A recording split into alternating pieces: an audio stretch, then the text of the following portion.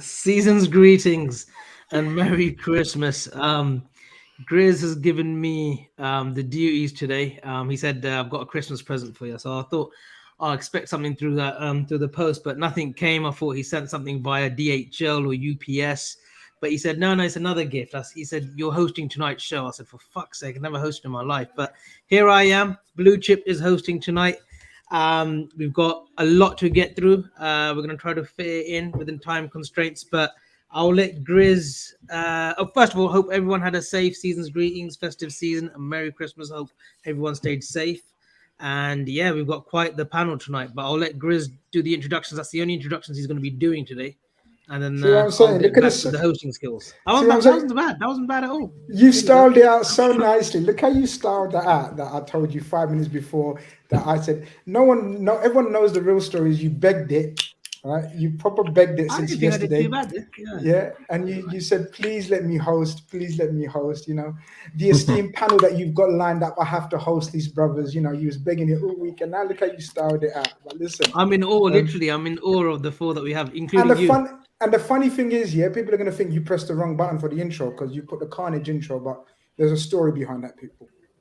So he hasn't made a mistake. He hasn't fucked up.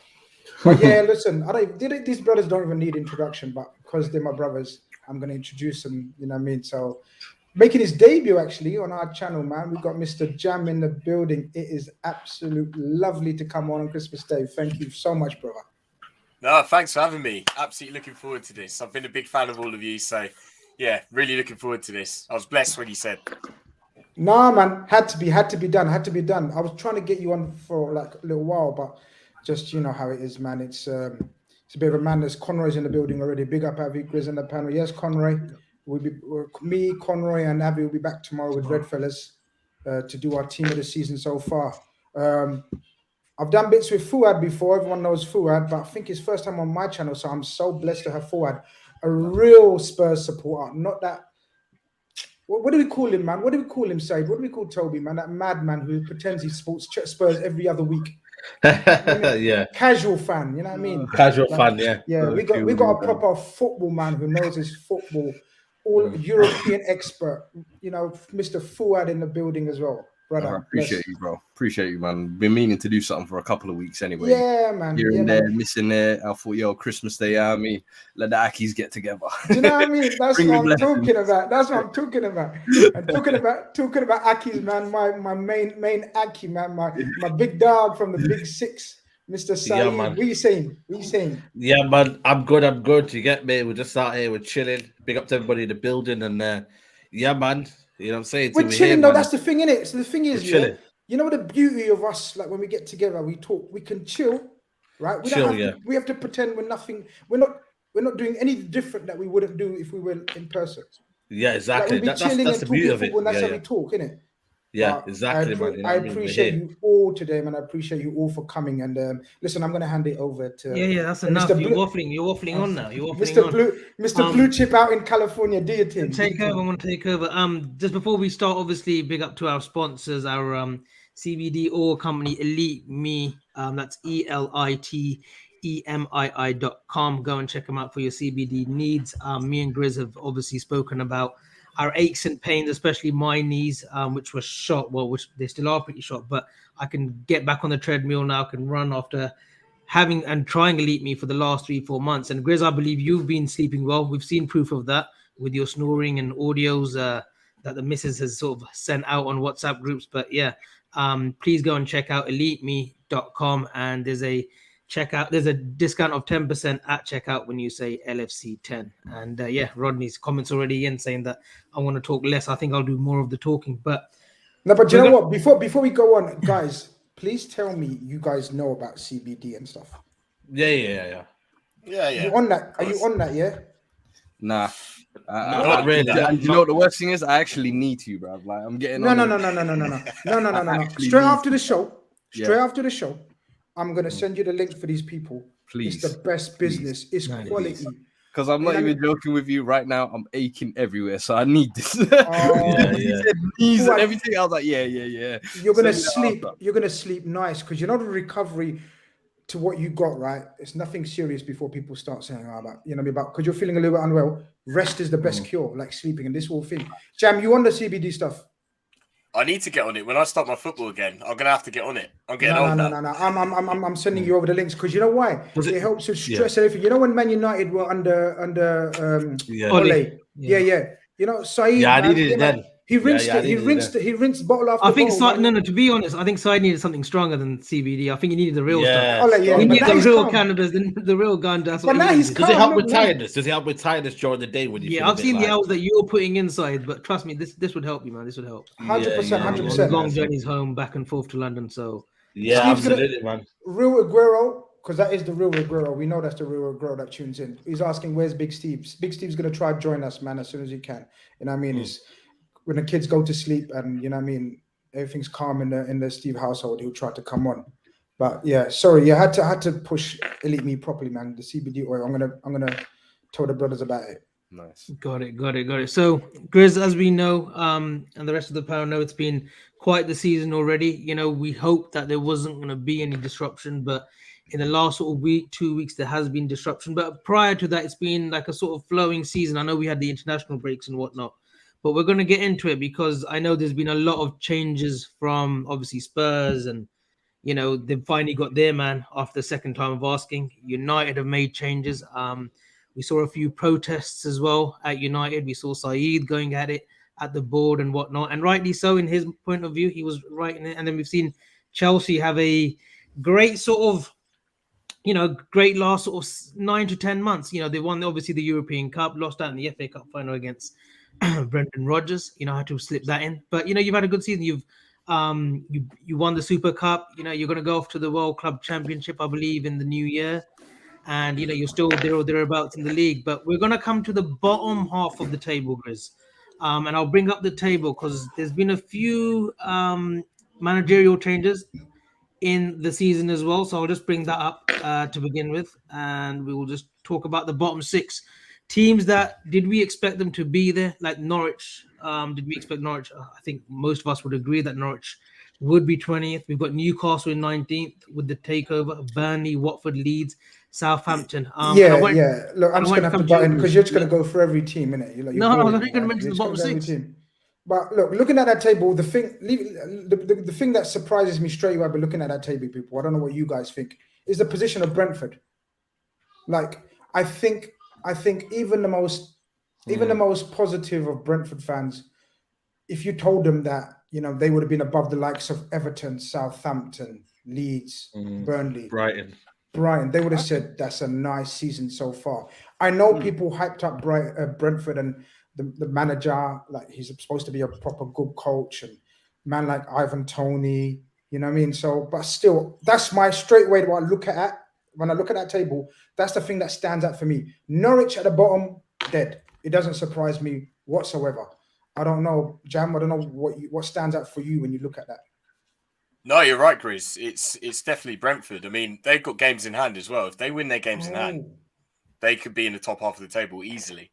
Other than that, it's what you'd expect. I mean, Everton maybe are a bit low, but I don't really rate their team, if I'm being honest. I don't think they're that good, but probably they're a little bit low. Other than that, absolutely what I would expect. Newcastle maybe they're hanging a little bit lower than they should be, but again, what do you expect? I mean, when you get to the bottom half of the table, it could be anyone down there. So yeah, I mean, Norwich, see you later. I think Norwich at this point need to get excluded from the Premier League. They're like the ultimate yo-yo club. They've had a record number of relegations.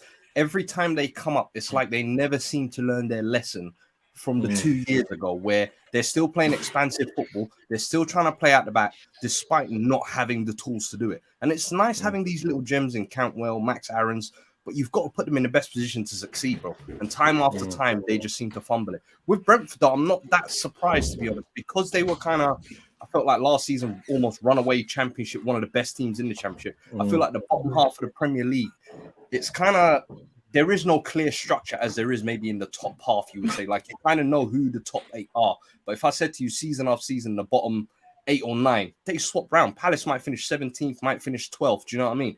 Everton, I feel like this season are underperforming. Leeds United way under the radar. I think Watford have been just above the relegation zone, and Burnley as well haven't been as solid this year. So there've been a couple of things I think that have helped them to kind of be in that position, but I'm not surprised.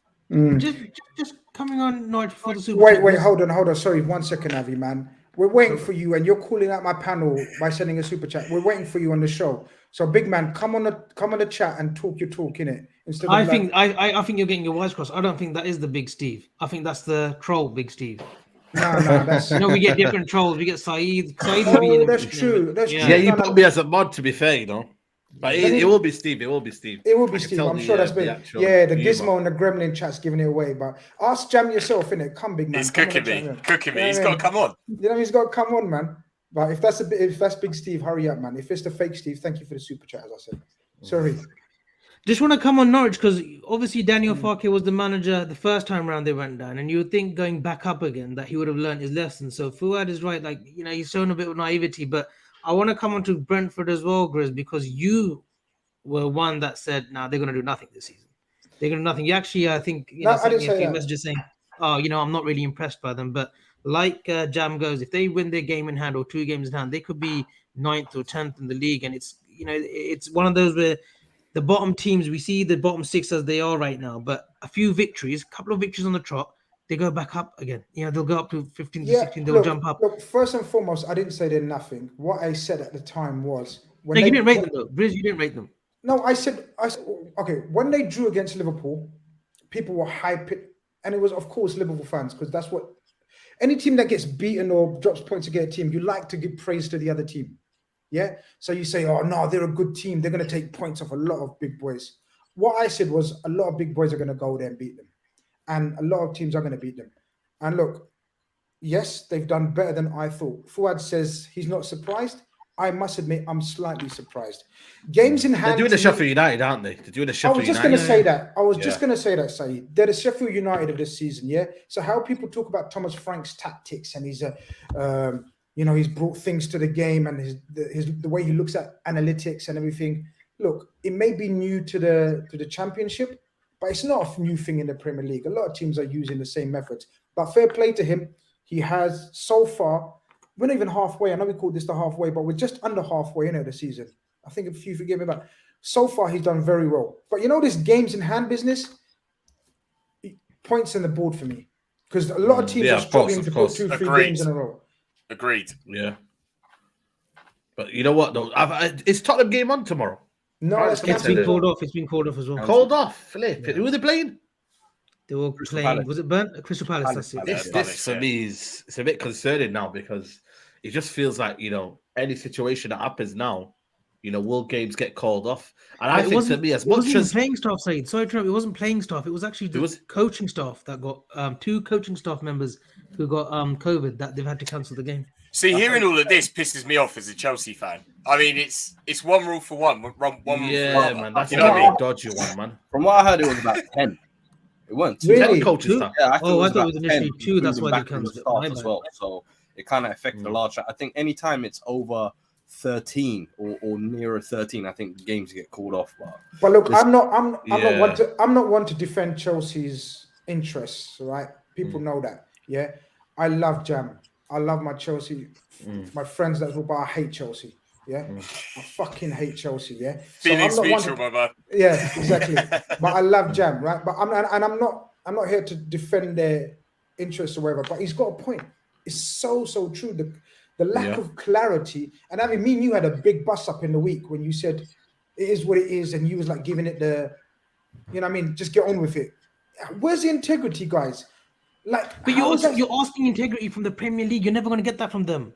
We've known that during the years, the last 25 years, 30 years. You're not going to get transparency or clarity from these idiots. That doesn't mean you can't ask for it. And keep asking for it. They have asked for it, but they won't get it. How do we know how many cases? And to be fair, Jam, look, Chelsea, obviously, I'm a Liverpool fan. There's no love lost there, but I can understand where Tuchel's coming from. Klopp understands where Tuchel was coming from. And he said it during the week. He goes, listen, I feel for managers like Thomas Tuchel. There should be a level playing field here, but there isn't. United, they got a few cases, but how do we know who's getting cases? Can I just say something? Do you know what, though? Sorry to cut you off, Avi. No, it's okay. I'm just saying, does it affect? For me, a lot of people. I don't want to make an excuse, but I think it will affect the Premier League because a lot of players will just keep. A lot of teams will just keep playing there. Like for Arsenal, they're just keeping them playing and playing and playing. But then a team we wanted to play. Even though we got a couple of cases, we wanted to play because Leeds are mash up. We want to beat them 7-8-0 like City. Yeah, I think it will affect the title race. It will affect the top 4 race. As much as people say, well, you've got games in hand, but imagine that team that you wanted to play them and they were 3-4 players down, and then a team against is a full throttle. Fuad, do you disagree now, saying? Bro, I'll be honest, I disagree with you, especially when I'm hearing it from Chelsea. Like the start of this season after the Champions Chelsea, of course. Yeah, I was hearing from Chelsea fans they had 2 starting 11s that had world-class players. And maybe not you, Jam, but Chelsea fans in general have this confidence of we have a 22-man squad capable of competing on multiple fronts. We just won the Champions League. We got Lukaku. Now we're coming for everything. That was the talk I was hearing. Now a couple of COVID cases happen, and all of a sudden it's, what's going on? What happened to the 22-man squad? Call them up. Call the youngsters like Cobham. You lot have been hyping about this greatest academy in Europe, but let's see the youngsters get caught up. Because guess what? That's what Arsenal are doing. No sympathy. They're saying, Patino, go get your minutes. Smith Rowe, come off the bench. Like, they're using their depth. And Chelsea, when you're a big side, hey, I don't want to hear it. What? No, do you know what? I agree with that. And I actually will hold up my hands. I was one of the people that said, we've got a great squad, whatever. It actually turns out that the quality of that squad isn't great. So, do you know what? I'll hold my hands up and say, yeah, it's a bit peak. But the thing is, at that time when we asked for the Wolves game to be called off, we had injuries and we had a lot of players that had just tested positive for COVID. So it was very disruptive. And what I'm seeing from other teams is they get a few cases, game gets called off. So all I'm asking for is just a level playing field. I'm not complaining in terms of our squad because I get it. We've got a good squad. We should be able to just play. I get that. But if other teams are going to get their games called off, then everyone else should. That's what I'm saying. Do you get what I mean? I hear that, I think when it affects your first team, like, look, against Spurs, I'm not being no disrespectful, but we were missing Thiago, Fabinho, Van Dijk, Jordan Henderson. If those 4 are playing, we don't lose that game, in my 100%. Eyes. Oh, not lose. We don't even draw that game. We beat Tottenham convincingly in that game because we get better defensive shape. We're better sort of the way we're structured. We played a 19-year-old Tyler Morton. A young rookie. I think that was his first official start in the Premiership. We had to make shift. We had to give Milner and Naby Keita, who came back from injury. So I totally get that. But like when it comes to Chelsea and City, I think because it's the money, because they've got the squads, they shouldn't really complain. But I do understand where you're coming from as a Chelsea fan too. No, but it's not the complaints. See, I get what Fuad said because I was hyping that talk up as well. Where's your Cobham? Where's your 2 world-class 11s? It's a postponements you're moaning about. It's exactly what you said. Like, so for example, Arsenal and fuck Arsenal. Yeah, City get to thrash Leeds. Yeah, when they had the same amount of COVID cases or even less. Why didn't we get a chance to thrash Leeds in the same situation when they've got less COVID cases? That's a good. You get me? There's no clarity. That's what I mean. Yeah. Yeah. So for example, last season when Liverpool had injuries after injuries, I get why people said get on with it. That's your squad. I get it, and we got on with it. It was an excuse, but it was also fact. Yeah, we had injuries. It's not an excuse. It's a fact. It's a validating reason why we were so shit. This situation is more complicated because we don't know which player has COVID, who's got COVID. Is it the coaching staff? Why is it being cancelled? Do the Premier League as well investigate? This is the thing. We don't know. That's we don't know what's going on. That's the bottom line. The PCR test. Like, how do we know that's confirmed that they have cases? I can come out and say we've got 4 or 5 cases, but are they showing proof that these are the players who have been tested? But that comes back into confidentiality. I don't think they need to show. Legally, they can't either. Legally, they can't. So there is no transparency. I just want to come up on another sort of segment while we're on the COVID and the whole sort of disruption to football. Could we see fans now being limited into stadiums? Could we see like a 20% drop off or a 50% drop off? I was going to say, it's happened in Italy and Germany already. There has to be some kind of fix to this, and I feel like going back to maybe like the NBA bubble style where you call off, I don't know, behind closed doors for a month just to get things under control. I feel like it has to happen. And with all these, otherwise you're going to get more and more Premier League games cancelled that you're going to have to book in later down the line when Champions League comes back in, FA Cup's kicked back in, Carabao Cup is now reaching its final end. But I don't know. It's like you kind of just get this backlog of fixtures, and I feel like to just do some kind of control, you have to play it behind closed doors, I feel like, or reduce the capacity, as you say. Yeah, agreed. Just got super chat has come up from Dhruv Patel. Season greetings, mate. Grizz top man, and big up the panel. I do want to. So there's a team that always interests me in that bottom six that you just mentioned the table, and I want to go to Saeed on this because we've seen this is going to sort of coincide with United with Rangnick. Hasenhuttl, is he a manager that maybe might be of interest to United in the summer? I think he will be in that list. What do you mean? What? Hold on, Saeed. Sorry? He's worked with Rangnick at. He's worked with Rangnick, Leipzig. yeah. He's worked with him before. Yeah. Why wouldn't he go? He's been under the pool of managers that have been. The standards are in the dough. No, it's not about standards, though, Grizz, man. Them days are over now, man. This is about a system. This is about what fits with the kind of philosophy of where we want to go forward. For me, if we're gonna go and get Pochettino. Steve knows, man. Steve knows, man. Steve. Well, no, okay. Let me ask Saeed. So, Saeed, is Hasenhuttl a manager that you'd welcome at United come next summer? We've seen him do a good job at Southampton. He's kept him afloat. He doesn't get lots of money. He's turned some players into really good players. The work that he's done with James Ward-Prowse. We've seen him with Armando Boha this season. There's other players that have Yoshida and the goalkeepers and Danny Ings. Played really well under him. Is he a manager that you think? Is he the personality that could work at United and with the stars that you have? I don't know. It depends if would he be out of his depth, probably, but would he fit and would he kind of fit with the style of Ralph Rangnick and go forward? Maybe I think it would, and I think for me it's all about at this minute the kind of chemistry from the CEO until the manager. Everything has to be in alignment, and if it's not in alignment, then it don't make sense for me. That's why, for me, I don't think Pochettino would work now at Man United if Ralph Rangnick is now the director of football. You know what I mean? It's totally different two styles of approach. And I think that's what we're trying to go into now. We're trying to go into a period now where we can say to a manager, right, we've got a director of football or whoever's working above him that will work with you. There's no point having two opposites. You know what I mean? It don't make sense for me. So I think it would have been my first choice. I think my first choice would be Ten Hag, if I'm being honest with you. But Hasenhuttl, I think at the end he might be out of his depth, but I think I wouldn't be willing to say no because at the end of the day, mate, he's got principles for me that are encouraging. The way he presses, the way he kind of sets his team up. There are encouraging signs, and with a better team, who's to say a manager can't do better with a better squad? I mean, who knows? So.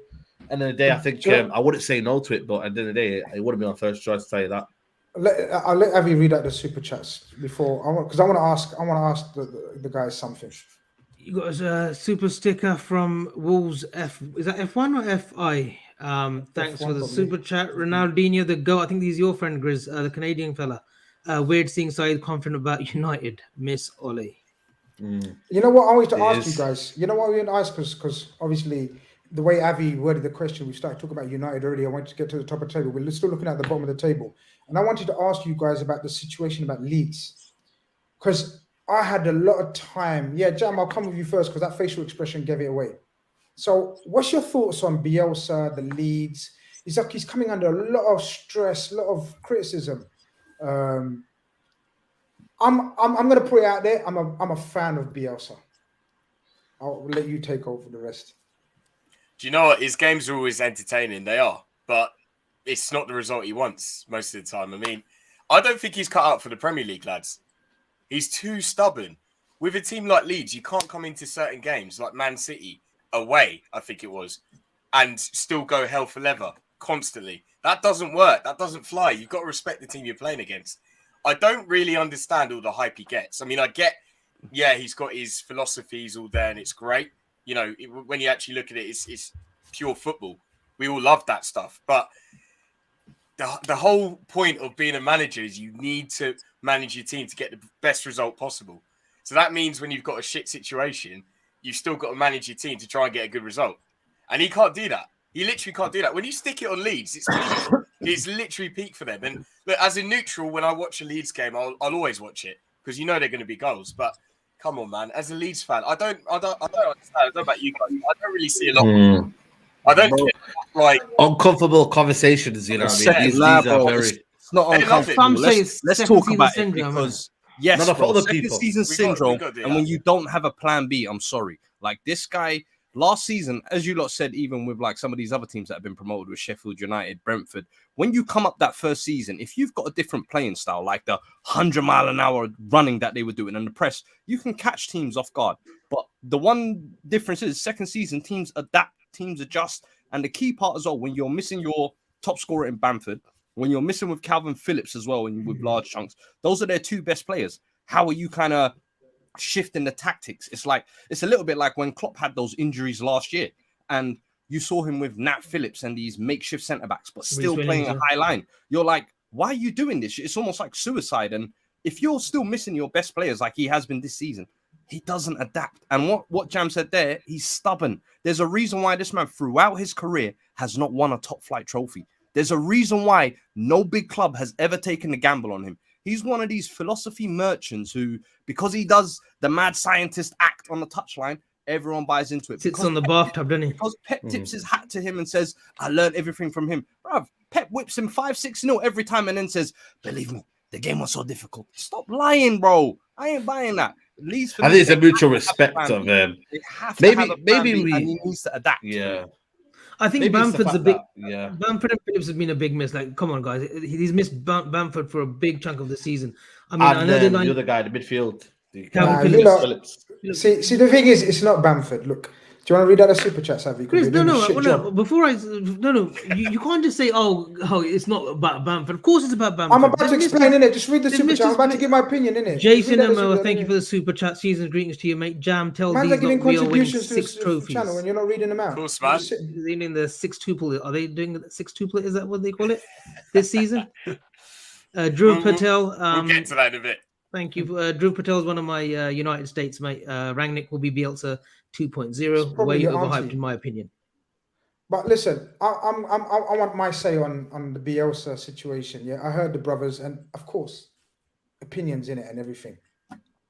The way I look at it, right, is there's 2 reasons you support your team. Well, there's a few reasons, but 2 of the main reasons. One is to win something, and only a few teams can win something. And the other is to enjoy watching your team. Yeah. In my opinion, Leeds aren't one of those teams that you're expected to win anything. Realistic, not even a cup. So if anyone tells me, they could have a chance of winning the FA Cup, fair enough, I don't believe that. I agree with Fuad about why no big club has taken it on. I agree with that thinking and concept because the track record says, and his philosophy and style says, he's stubborn. He sticks to his principles and morals. It may not be winning football a la Conte, we'll come on to, a la Tuchel, Klopp, okay, Rangnick hasn't won much as well. We're going to come on to that as well. But these are people that... But he's there for 6 months, so... But these are the people that... stop being triggered already, man. We haven't even come to... No, I'm just saying, though, isn't it? Okay, I'm just saying as well. But what we're saying is Bielsa is one of those coaches, in my humble opinion, that you install as your manager to bring the vibes, the excitement, the passion back. And Leeds is one of those clubs where they've not got the investment to reach the top in terms of going to expect to win trophies. They're here to stay in the Premier League. Now, don't get me wrong. I will change my mind, if he gets them relegated. Because that club shouldn't get relegated amidst the likes of Norwich, Brentford, Burnley, wherever, So I admit that.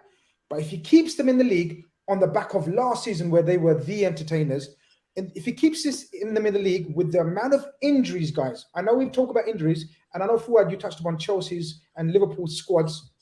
No excuses. Leeds have got every right to have excuses. You mentioned Bamford, Avi. They've had Ayling missing. They've had Llorente missing. They've had Calvin Phillips missing. So many great players throughout the squad. They haven't got a big squad.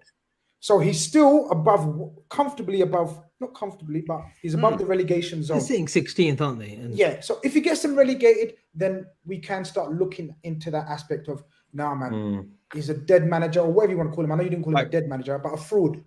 But I just think Stay in the league. So how do we judge Bielsa? Leeds fans love Leeds fans are entertained. I think what it is. Just one last thing. One last thing. Every week they go to watch Leeds, they're happy, they're excited. They're going to lose some games 6-7-0. They also know they're going to win a couple 3-4-0 as well and pull out some big results as well. It's all about entertainment. I feel if I was a Leeds fan at this stage, that's just my opinion. I was going to say, like, for me, it's the second season thing. I feel like Leeds are a big historical club in England for me. So I don't want this thing to become where they're now every season scraping or fighting relegation after them being so strong when they were in the Championship, so strong when they came up last season. I felt like it was almost like a solid foundation for the team to evolve and become like an Aston Villa when they came up. They said, all right, we're coming back. West Ham when they came back up, we're coming back. Cool, we're going to be firm there. Rather than this kind of floating, almost what Newcastle do. Like, it taints it a little bit. And I feel like Leeds are actually one of the big historic kind of teams. They're the last team to win it before it became the Premier League. Do you know what I mean? They were winning titles once upon a time. So I just feel like they don't play this relegation game just for entertainment's sake. And especially when you know you've got your best players missing, you have to adapt. You have to find ways to patch that over. Otherwise, you just kind of look like this naive, stubborn old man. And if it costs them at the end of the season, because Burnley have got 3 games in hand and they're 5 points behind, and then Watford have got 2 games in hand and they're 3 points behind. Yeah, so they could actually be in the relegation zone if. Oh yeah. It will be a shame to see this season. Imagine Newcastle and Leeds go down. That's 2 massive clubs for me. I don't want to see that. I think Leeds will have enough. I think they'll have enough to stay up. I think they'll give Bielsa another. I think Bielsa will give another year. And then after that, they'll assess and they'll bring a manager who can take them to that next level because they have got money, Grizz. Their owners are not, they're not paupers. They have got a bit of money behind them. But have they got enough to survive, though, Avi? I think they do. Relegation. Look at that comment at the bottom there. That sums it up perfectly because they do have money. They broke their record on Rodrigo. They spent how much on Dan James? How much on Firpo, who was a substitute left back at Barcelona? These players haven't really worked out for them. So for me, it's there as well. When you are signing these, when you are giving the cash strings and open the purse, they talk about how their recruitment system is all this and all that. All right, it hasn't really paid off since you've come to the Premier League. So we'll go around the panel because I want to take you to Newcastle afterwards, Grizz. And I'll come to you, Grizz, first. Simple yes or no. Do Leeds stay up this season? Yeah, they stay up, in my opinion. Jam? Yeah, but it'll come down to the last day. Syed? I think they'll just stay up just because of their quality, but yeah, just about, man. Just about. The manager quality, yeah? No, not really. Just because they got Rafinha. Mate. They got players that can turn it on. Just one player, Rafinha. I think Rafinha and then Bamford coming back, the impact he has as well, and Calvin Phillips, that should be a massive boost in the second half of the season. So I expect they should, but yeah, we'll see. Yeah, it's all the yes panel. I think they'll all stay up. I think they'll have enough. I think they'll be comfortable. I know Jam saying last day of the season, but I think they will be comfortable. The hot topic, Newcastle, the takeover, Steve Bruce getting the chop. I mean, there was rumors that Steve Bruce might take an interim position at United at one stage. I think Saeed was shitting it. But Newcastle United, that's Liverpool talk that. Newcastle United with Eddie Howe now as well. Jam, your thoughts on Eddie Howe? Newcastle, have they got enough? Will they spend in January? They've got a testing couple of months coming up. It'll be a miracle if they stay in the Premier League. I'm just going to say as it is. I don't care what they spend in January. I can't see it. I really can't see it. I mean, Eddie Howe's a great manager. I think they probably got him because they know that they're going to go down and he'll get them back up. But it's a joke with Newcastle, isn't it?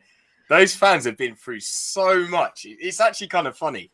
Like when you look at it, like they got the new owners in, all that money, and then everyone suddenly clocked, hang on a minute, we're going to go down here.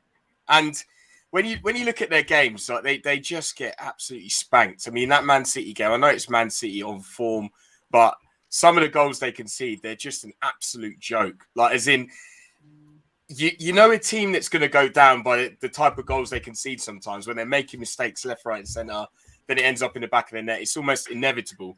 I just feel there's that sense of inevitability with Newcastle. But look, they've got some good players in that team. If they add to that, they'll probably run it close. I really do hope that the relegation battle for the 3 teams that go down actually does come quite close towards the end of the season. I don't want to see it where someone's relegated in like March or April. Do you know what I mean? I think there's a potential here for that to happen as well. So I think they'll run it close, but I think they'll go down 100%. Fuad, if you're Eddie Howe and you're Newcastle right now, and you need 2 players in January, realistic signings that could come and change their fortunes. Yeah. Who is really out there that's ready to take that fight as well and ready to? I know Newcastle, like again, it's a big club. It's ready to go to that, sleeping giants, some may say, because of their fan base and whatnot. But 2 players that you think who are probably currently in the Premiership, who would come to Newcastle and change their fortunes. Because I'm finding it quite difficult to find 2 players who will go. The money's there, yes, they'll probably get offered big wages, but who realistically is there who's going to take the fight to them and lift the fortunes and lift the fans as well? Tarkowski is the first one I can think of. A leader, someone who plays Yes, at that level. And I think coming down to the last 6 months of his contract, buy him out, pay the 15, 20 million or whatever. I think Lingard at United. I think Dele Alli at Spurs as well. He needs a fresh start. Guys like Harry Winks, maybe. He shifted him on, or are you saying that? I'm doing a sales pitch here, bro. I'm doing a sales pitch. But I think Lingard probably doesn't fancy them. I'd maybe take a punt on seeing if Donny van der Beek, I could loan him for 6 months just to see what's going on. But yeah, if I was Newcastle, I think 2 or 3 players, a centre back, I think, and midfielders and fullbacks as well. I think they need, because that back line, you look at it, when I'm seeing Kraft, Lascelles, and Jacob Murphy, who's actually a winger, and Fraser playing wing back. I think they're still. What about Aubameyang? I don't know if he'd come. I don't know. This is a shout though, Martial. Nah, Martial, my levels, man. Levels what? They're above those. They're above levels to this, man. Levels what? Terrible. Levels to this, Chris, man. Please don't levels disrespect What's them, Martial? man. What level's Martial at? Chris, he could be a higher level than Newcastle. I didn't ask you, did I? I didn't ask you. You don't need to, because let's just say he asking that question. He's Martial. Exactly. Like he's easily. He'd be a star for Liverpool. I'll tell you that. The most overrated player. This is what I'm saying. I know how to handle Said, innit? This is why I said, what Firmino? Firmino. You still rate Firmino? What's for Martial done over Firmino? Look, we'll come to that. We'll come to the top 6 talk, but that's an awful, outrageous shout, Said. Martial over Firmino. I think Liverpool fans would love Martial at your club. Nah, man. I don't know. I'm not going to speak for the rest of the panel, but Martial is the biggest fraud in Premier League. Wow. Man, I've been saying it every season. Season. Big Steve with a big super chat again. Lingard, Basuma, Zaha, Dunk. Basuma as well. Basuma, man, he's too much down level, man. Got bigger ambitions, bruv. Relegations. I don't think he wants to go to another relegation battle for another 2 years in the prime of his career. That's what I'm saying. Avi's uncle with a super chat again says Saeed named Oba and saying levels for Martial. There is levels to Martial, though. Oh shit, man! Big hush. If you watch football and you look at what Martial's qualities are, you wouldn't call him a fraud. I'm being serious. Perez Fly, talk to me about Martial. What's he done? I don't know. Tell me something that Martial's done. Can I hear 3 attributes of those that you listed? Just out of curiosity. Sorry. You know, you said like he's got a bunch of qualities that make no, but because in terms of football, 3 of them if possible. No. For me, if you're talking about football in terms of what he can offer, for me, his close control is unbelievable. I think his actual play in terms of holding up the ball and being that kind of vocal point up front, I think is unbelievable. And I think in terms of dribbling skills, probably the best in the league.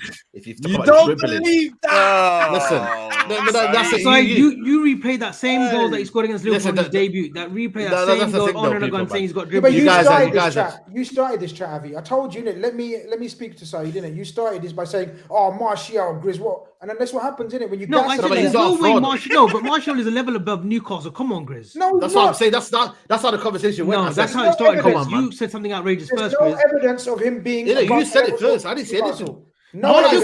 Martial could go to a West Ham. West Ham would be. He could probably go to a Spurs. He probably could go to a Spurs. Super chat, Avi. You read the super chat, Avi. You're winding me up. Big up to Selection. Thanks for the super chat. Martial wouldn't start over Jota, much less Firmino. There you go. I think Martial for Newcastle is an outrageous shout, Grizz. I think he's at that level where he could play for a Villa, maybe a Spurs at a stretch. An Arsenal at a stretch. There's talent in there. There's talent in that. He could play for Newcastle next season. If they survived, he could definitely do that. This season, I don't know. Turkish, I if think it's that's- too low for him. Turkish is in the building. If you're there, I know you said you're running late. If you still got time, text me. I'll send you the link. Come in because we need an Arsenal rep. Because I'm tired of repping your club better than you. So come in, Turkish. Oh, Wow. Side Newcastle, and then we'll move up a little bit on the Why are you table. asking each person about each club, Side, man? because I want to know everyone's. Okay. Let's name everyone's bottom three then. Who's going down, Grizz? Bottom three. Come on. Norwich, Newcastle, and Burnley, inshallah. Okay, Jam. I think Deitch loves the relegation fight. He's definitely staying up. Yeah. Do you know what? This is why I think it's going to be close because I'm looking at Southampton and thinking you're not out of the woods. Newcastle, Norwich, Burnley. It's their time. I'm just going to say Burnley for now. Come on, I hope they go down. Yeah, I think we're going to. I think everyone wants Burnley to go down. I think everyone wants. Yeah, I think Norwich, Burnley, and between Southampton or Leeds, I feel like one of the You two. think Newcastle going to survive? Oh. Yeah, I feel like January they could, if they make a couple of key signings, I think they can actually catch up and make it. And I think if they're smart and splash the cash strong on the right signings, I don't know. I don't know if they've got a director of football in yet. Have they?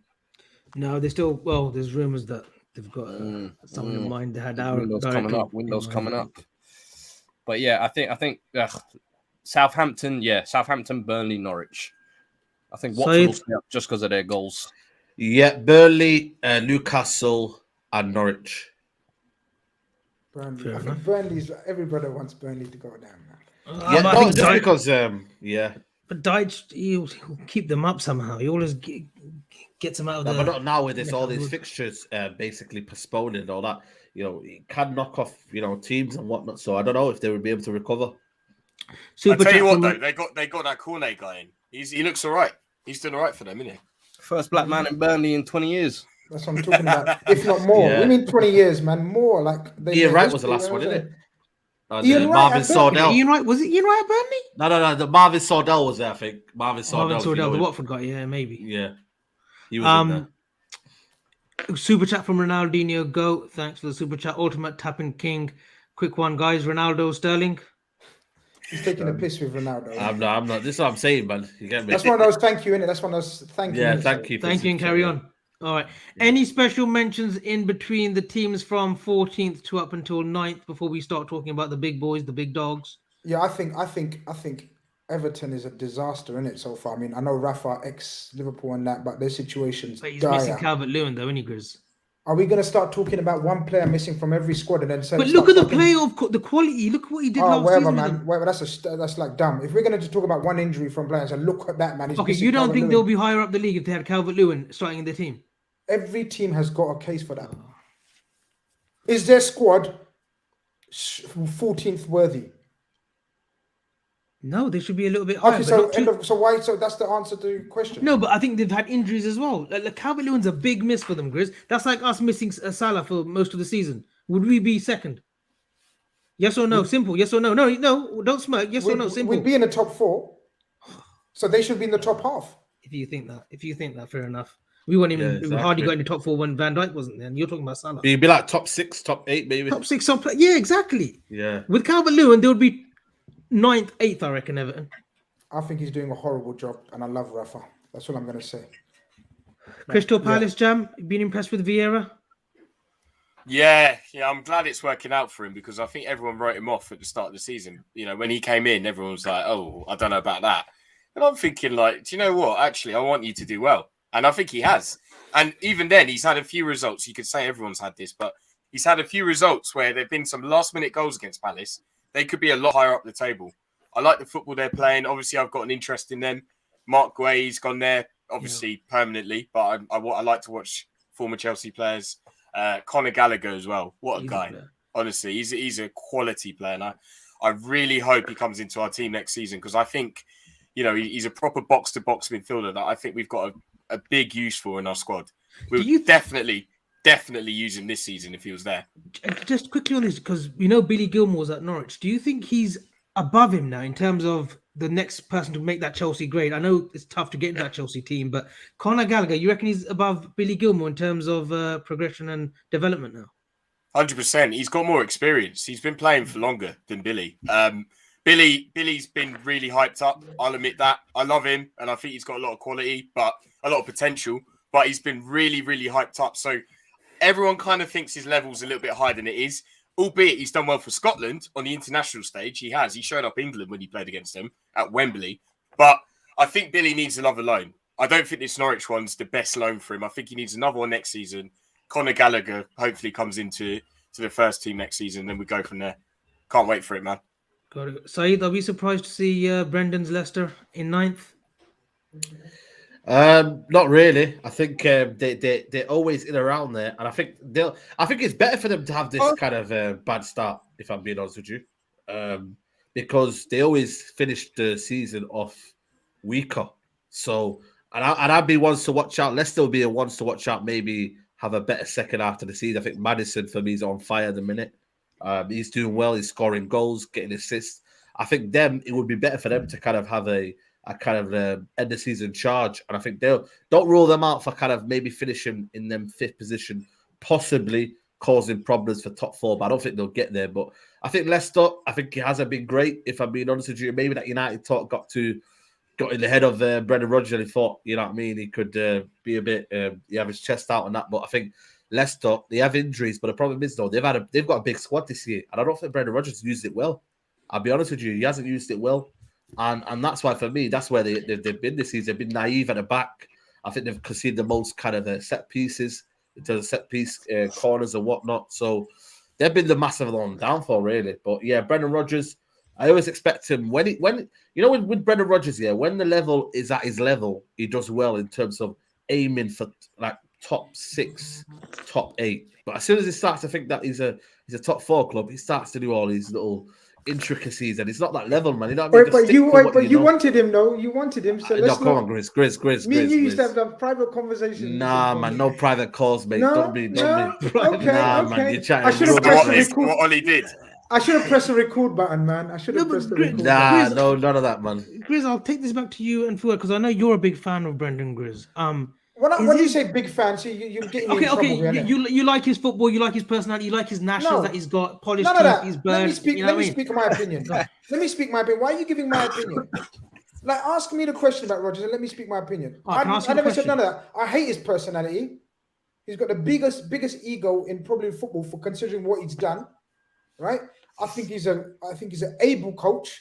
I think the Liverpool job was way too early for him. Right? I think he's an able coach. I think he's a top 8 level coach. And I think he's got a long way to go. I don't think he'll ever crack into the top 4 levels of coaching teams. But I think he's not as bad as some people make him out to be. I think he's in and around the top. I think he's doing an able job at Leicester. Yes, they're a bit down. But again, they've had horrific injuries. Fofana, the standout centre-back of last season, out for the season. His new signing, what was that brother from Vestergaard? James Justin's a big miss as well. Sumare, big hype, but coming into the Premier League in central midfield, it's not a piece of cake like some people think. Yeah, it takes midfielders like Fabinho, like Rodgers seasons. Is his job in jeopardy if they finish outside the top 7? 7? You've extended it. No, for him. No, I don't think it wouldn't be for me. They spent a bit of money, guys. You forget they've spent a bit of money. Dhaka, Somalia. But they're the kind of clubs that be careful what you wish for. They're the kind of clubs I think. He'll know what he's got. Yeah. You know what he's got. The manager. I think the owner. He'll know what he's got, and I think he'll know that. I can't lose Brendan Rodgers unless it goes really bad. And I'm thinking about maybe where they finish outside the top 8, maybe. Yeah, outside the top maybe. 8, maybe they might think about it because of the money. I get that aspect. Remember how they sacked Ranieri though? Yeah. Where were they? Yeah, that was quite soon, wasn't it? It was like halfway through the next season after they won the league. Craig Shakespeare. They won the Champions League as well, weren't they? Yeah, it was a bit deep. They didn't do too bad in Champions League, but then they gave. Did they have them owners or did they have them owners at that time? Yeah, they had Bachai and unfortunately the owner that passed away. Yeah. So they did. They're not that far away though. When you actually look at the table, they just need a little run. They're not far. The injury, the league is a false position, but anyway, at the moment it's very hard to tell exactly because of the games and because of the COVID and injury situation. A lot of clubs. Conroy's right, man. Like Avi hasn't once asked for likes. Like he's like too much Brendan Rodgers about him. Like too much ego about him to ask for likes. Like, I'm hosting. You co-host. It's your job as well to do that. I'm out here. People telling me I'm wearing an NHS robe, yeah, and I'm begging for likes. It's my channel. I ain't got no ego. But Abby's out here not asked once for likes. Like, can everyone like the stream because it helps? Thank you very much. Just like the stream. It's free. It's easy. It's a click of a finger. Sorry, Abby. It's okay. It's okay. Now we can go on to Grizz, like your famous words, the big dogs. And we've got to look at this table because it is quite a fascinating table. I'm looking at the moment from 4th till 7th. And we'll go on to the teams of obviously Saeed and Fuad's respectively, Spurs and United. But you look at that league, obviously we'll come up to the top 3. But from Arsenal up until I would say Tottenham. So I don't think we'll see Wolves fighting for that top 4. It's quite close, isn't it, Jam? Have you been pleasantly surprised by obviously West Ham? What do you make of Spurs and United? And who do you think has made the right appointment? Are we thinking that United have made the right appointment in Rangnick for 6 months, then get someone in? How many questions moves you've up asked upstairs. him? I'm trying to relax. You're putting me under pressure. You're the one who said this. You've asked him 7 questions. Brother's here for 10 minutes. You've asked him 7 questions. Let me host. I'm counting the questions you've asked. Okay, so Jamrock, let's talk about West Ham and we'll talk about Tottenham United. Give me your thoughts. Oh, you come to my favourite club, haven't you? Jesus. I mean, look, these guys, they hammered us recently, excuse the pun, but I respect them. I think they're going to be in there or thereabouts. Do you know what I mean? They're just one of those teams. When you actually watch them play, they're very functional. So they just get enough done to get the points. And I respect that. They did Liverpool as well. I think going away to West Ham now, they've really settled in at their new ground and it's a very tough place to go. Funnily enough, I think their form has been a bit touch and go recently. The only win they've had was against Chelsea, annoyingly. And that was a bit of a nonsense game anyway. But fair play to them. They've beaten all the top teams. They've beaten Man City in the cup. They beat Man United. They beat Liverpool, Chelsea. Yeah, they've beaten everyone. So fair play to them. They're obviously a big team. That will be in there or thereabouts to the top 4. I think they will miss out. I'll be honest. I think they'll be one of the teams that will probably do what Leicester did last season. So it will come down to the last few games and they'll probably just not get across the line. But what's their aim? Their aim is to get into the Europa League, really. That is probably what they want to do. So if they can get that done, Moyes has done a great job. I think he's doing a great job. It's clear to see. Declan Rice, what a player, by the way. I think we've all got to say, like, this guy is good. This guy is good. And he's a lot of people like another level this season, hasn't he? Yeah. He can play. He can play. He's not just a DM. Like, he can actually play. Albeit he's a bit risk averse at times, but when he decides to run forward with the ball, the guy's good. He can shoot. He's got it all. He can actually. I watched the game against Tottenham. He can. He's actually got good feet. When he wants to, he can shift it a little bit. Do you know what I mean? So I really like him. I mean, obviously, I hope he comes to Chelsea at some point. I don't think that'll happen, but yeah, I respect the team. Fair play to them. I think they'll probably finish 5th, if I'm honest. Saeed. This West Ham, yeah. He doesn't know. You just said your name. No, Saeed. I actually did. He doesn't know what he asked you. He doesn't know what he asked you. We moved on. It's fine. Saeed, let's talk about West Ham, and then we'll talk about United. David Moyes obviously cut from the same cloth as Fergie once claimed. What have you made of him at West Ham? West Ham's his level, man. And listen, this is what he does. This is his bread and butter. This is, for me, it's like lions in a camp. This is what they do. They work for their manager. Their workhorses. They're not very pretty on the eye, but listen, it works for them. You know what I mean? They kind of like I said to you, the workhorses. I think David Moyes, no matter what he does this season, I still think he'll get them to a respectable place. They were a club for me, West Ham, for the past 10 years, where they were top 10, top 12.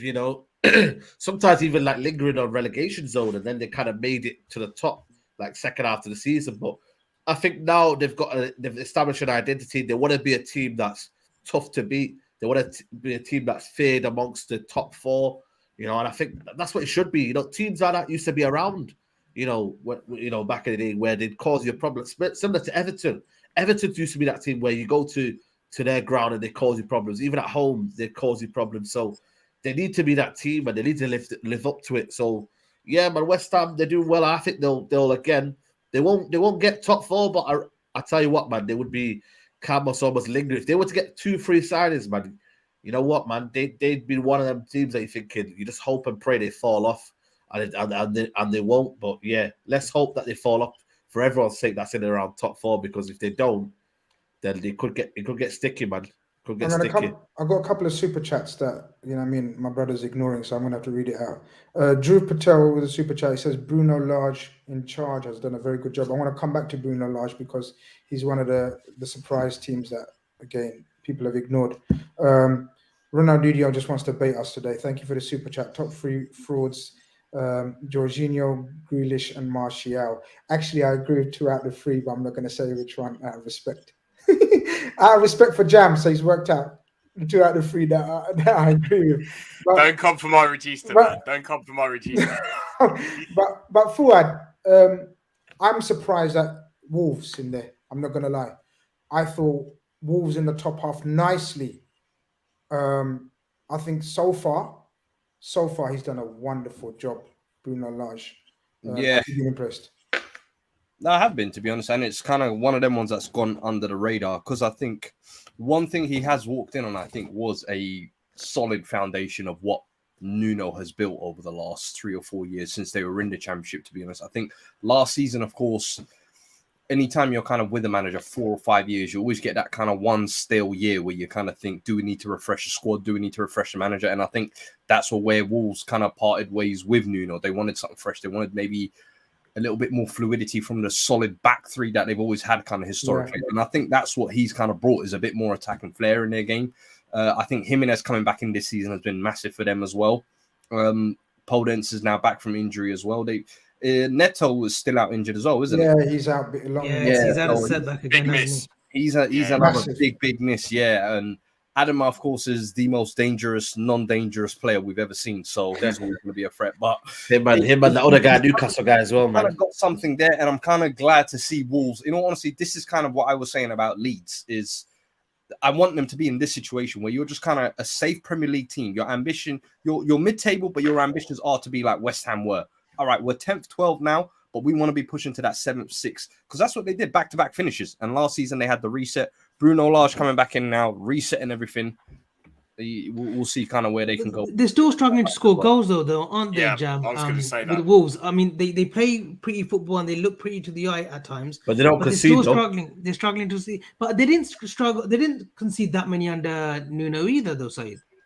They were still okay under defensively. They were still good. Like they had their 3 with Bowley, Connor Cody.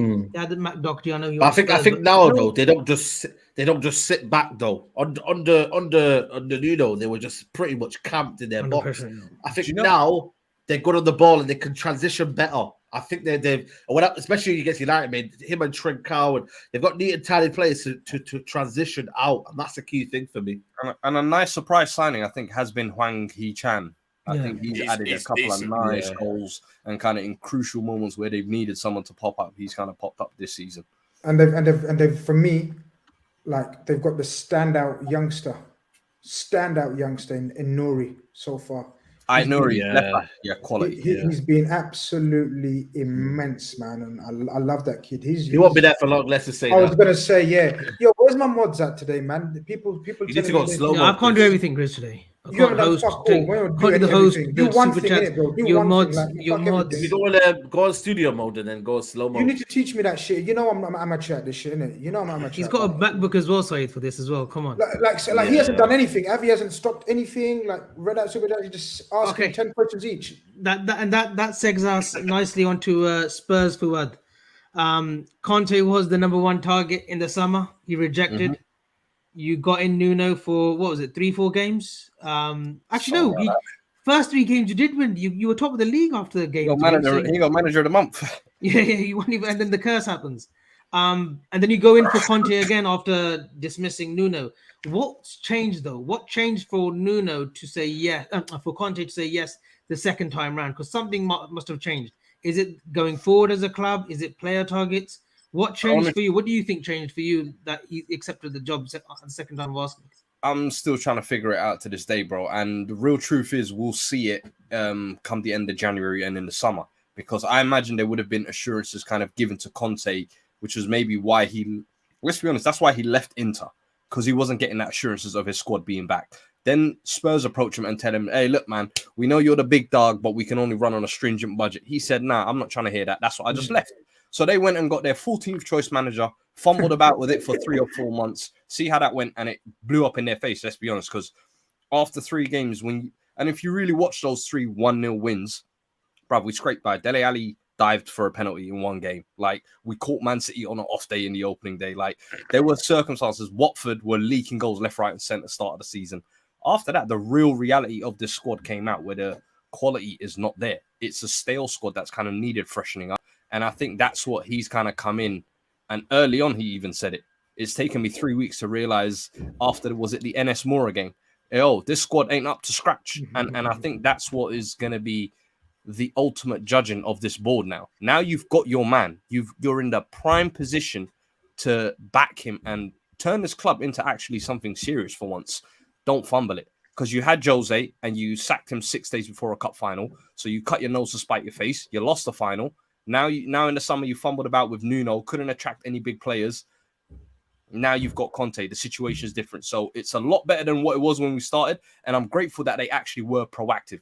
Because usually this board is very reactive, where they wait till things have blown up. And I was surprised United didn't swoop in earlier. Because especially, I said, I thank United as a club and an institution. Because that game where they beat us, I think kind of really showed this squad for what it was and this team for what it was. The board just said, you know what, we need a change. And I'm hoping, Conte, you've seen kind of the early couple of games.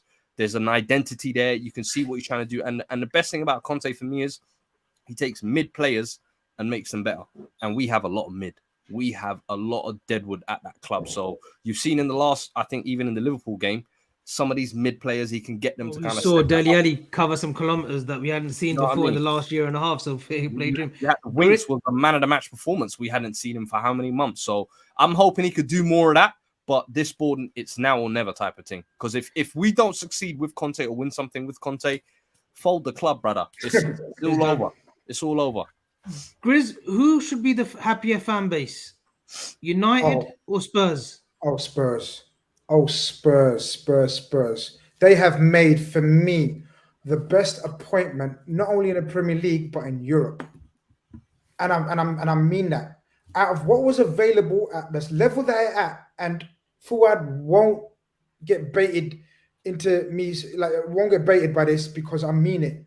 But the level that Spurs were at, no disrespect, to get a manager of, for me, top 3 in world football is a huge coup. Facts. I'm telling you, we'll go on to discuss United situation, but Spurs, they were in the doldrums, brother. After Nuno stage, there was no coming back. Absolutely no coming back. Are you going to ban it? Or are you going to just keep reading these super chat like these? Can you ban it, please? Like, you're just looking pretty, pouting away at the fucking screen. Right, I'm trying to have a little break, a chocolate break, and you're telling me... You haven't touched anything. You haven't touched the thing. You know what I mean? I don't know when mods are sleeping. It's Christmas, innit? All the mods are sleeping. So we got all this... I can't block these users because you're actually got the rights. But look, all I'm going to say is let other brothers carry on. I think Spurs made the best appointment in Europe, in my opinion. Jam, Conte. Obviously, there's a bit more interest because he was the former Chelsea manager. You know, delivered the title, the FA Cup second season. I know domestically he didn't do really well in the league. I think you finished 5th outside of the top 4 that season. But we won the league with him. Yeah, the first season, the debut season, and then the second season you won the FA Cup. Yeah. Goes off to Inter, obviously, does really well there. Revitalizes Romelu Lukaku, who was a different player in those 2 seasons at Inter. Did you were you happy that he's back in the Premiership? What's your feelings towards Conte? And especially going to a fellow London sort of arch rival as well, Spurs. Oh, it's annoying, man. I mean, when Conte was in charge, I absolutely loved him. I loved the energy that he had. He revitalized the squad. He did. And we had that really awkward way of playing that just worked. We went on, I think we lost 3-0 to Arsenal under him. And then he changed the formation to 3-5-2 or something like that. And then we went on like 13 games, like winning streak. Yeah. It was ridiculous. So that took us from like outside top 4 or something like that to clear at the top. I absolutely loved it. I loved that season. One of my favourite seasons with Chelsea. And I think he's a very talented manager. You can see it. However, he comes with a warning sign. As soon as things don't look like they're going his way, then there will be trouble. So, from Spurs' point of view, realistically, I'm just speaking from my point of view for you. You want to win a trophy. He can do that. He's definitely a manager to do that, but it needs to be done in the next couple of years, in my opinion. Because if it's not, don't expect him to be here too long. But I feel like that's why he signed an 18-month contract. It's almost putting the board on trial to say, let me see what you'll do in this 18 months to back me in these next 2-3 windows. And I like that because this board have historically shown you've had Pochettino, the young up-and-coming manager who built everything. You had Jose Mourinho, the world-proven manager, and you didn't back either one. Now what are you going to do?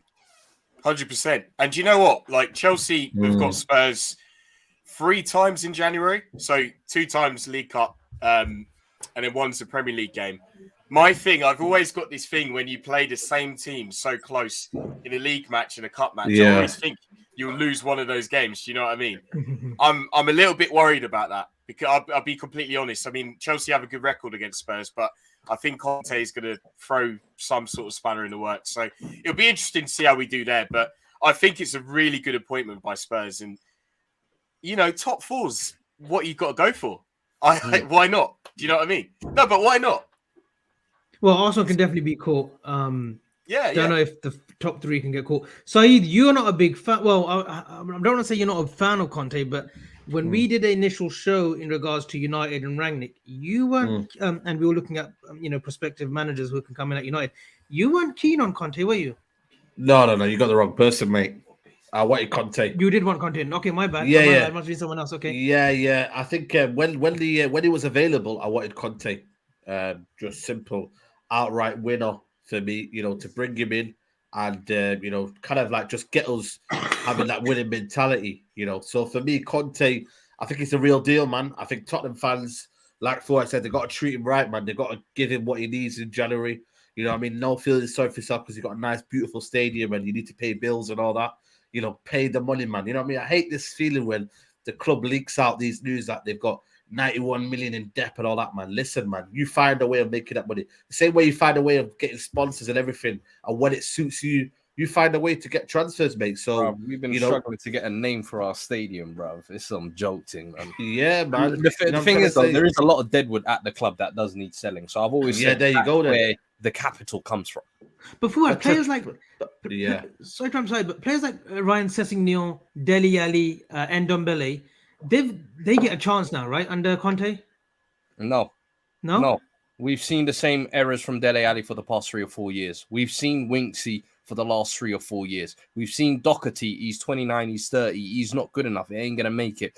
Davinson Sanchez, we know time and time again, no matter who you play with, you're going to make the same errors. These are 4 or 5 players who I just feel like are primed to be sold. And there's clubs that are interested. Sevilla ask about Sanchez every summer for some reason. I'm just like, I don't know what's going on. But sell these, man. My thing is Levy's always trying to make profit.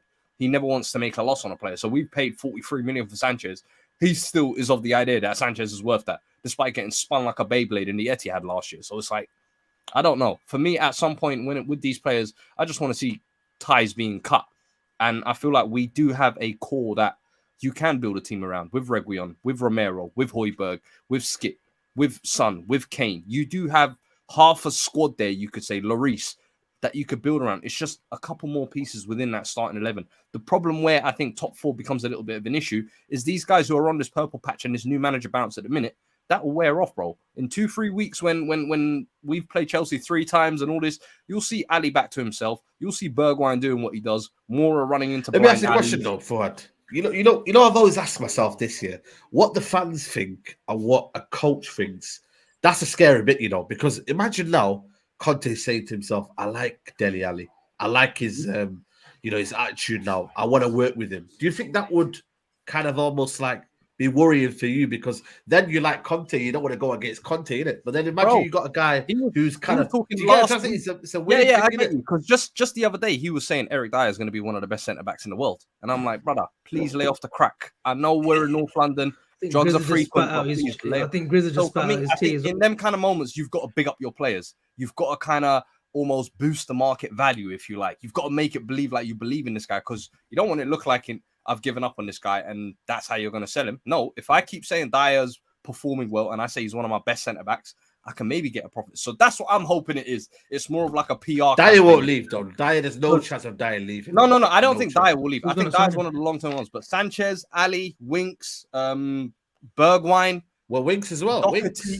Winks, I think Winks only stays because he's homegrown quota and an academy. But that doesn't happen over one window, though. You don't get rid of those. That's that why many you do players. January. You get rid of a Dele Alli, a Doherty. You do it in the summer. Arsenal did this last January. You've got to get your dead weight or offloading your dead weight from January as soon as possible, as many as you can. Whether it's terminating Socrates' contract, getting rid of Kolasinac, whoever it is, we've got to start getting rid of Deadwood. And we've seen these Deadwood 3, 4, 5. These are the same guys that let Pochettino down, bro. Pochettino's at PSG enjoying riches now. Time has moved on, but we're still dealing with the same bums. And we're talking about Conte might change his mind. Nah, I think Conte knows. And that's why he said what he said in the press conference about, I know where this squad's level is at. There's a super chat from AA. He says, Grizz with Harvey Maradona. I didn't name him Harvey Maradona, by the way. That's Ohms calling him Harvey Maradona, yeah? But big up anyway. Grizz with Harvey Maradona coming back and 2 more signings. Are you coming to the EPL and UCL title parade in the summer? Brother, I'm already there. You just don't know. There was another super chat from... You just got clipped, man. And Antio Chilgers. It's for You don't worry about Tony me Stadium. getting clipped, yeah? You don't worry about me and getting clipped. Antio Chilgers, Paul Tierney Stadium has a nice ring to it after the last week's events, but we won't go into that too much, man. I was sitting in the behind enemy lines next to Toby, and I was ready to go to war with every Spurs fan, but I thought, no, leave it in it. Just leave it. So I just went quiet again. But yeah, I heard someone clocked you at the end, bruv. They almost rushed you at the gates. Bro, yeah, man. I'm telling you, man, I ain't run like that since I was 17. I was moving swiftly. Grizz, the favorite subject of yours, Mikel Arteta, Arsenal lose their first 3 games of the season, and miraculously, some may say, or they'll just say that he's had a bit of fortunes, but they've weaseled their way into the top 4. Can they stay there? And could you see them maybe buying in January? And what have you made of Arteta and the Aubameyang stuff as well? Because it does seem now that Aubameyang does have no future at Arsenal Football Club. Yeah, rightly so, in my opinion. I've made that very clear. I've made that clear for a long time. Not only this season where he's looked like literally a pensioner on that pitch. He's looked awful. I don't think he has a positive influence on that squad. Especially, I don't think he's on the wavelength of what Arteta's trying to build there.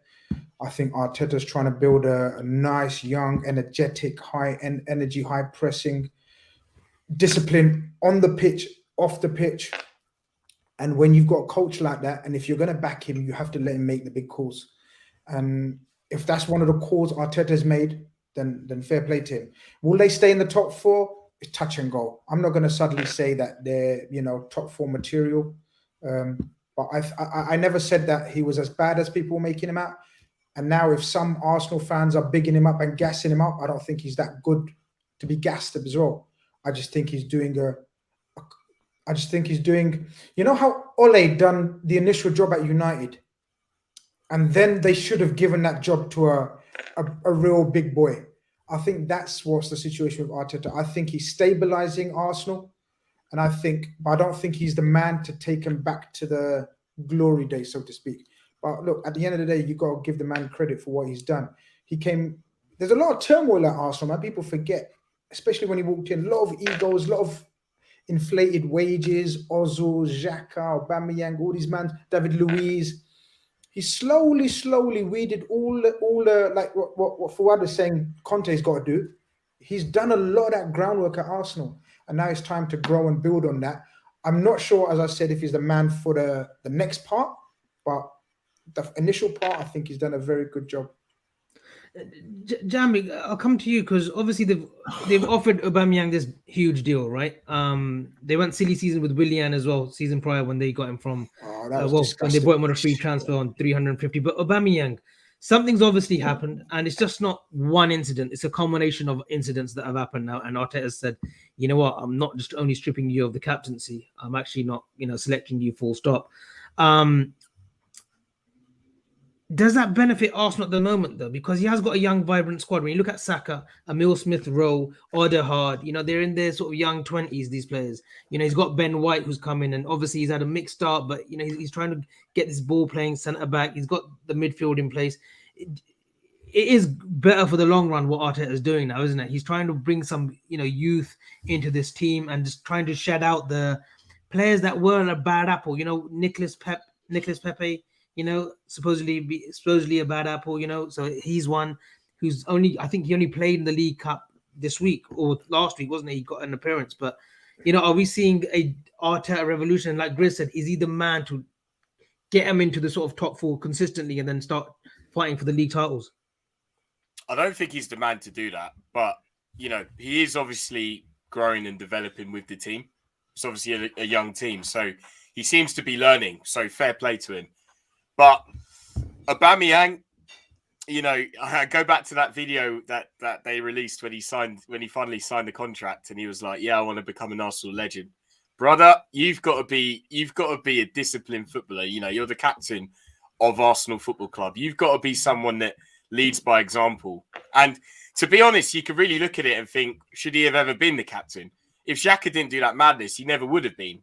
I think he just got that by default. When he threw the shirt down the... Then he was shouting at the fans and that. But Aubameyang, I think Arsenal doing all right without him. He's been on rubbish form. When they lost to Everton, do you see that miss? Right at the end. Yeah, exactly. Some misses he's had this season. He had one against Newcastle as well.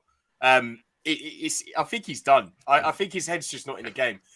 I would even question if he really wants it at this level anymore. I feel like he's one of those players, and look, if I'm wrong, I'm wrong, but I feel like he's one of those players that probably just wants the money, wants all the materialistic stuff that you get with such a job.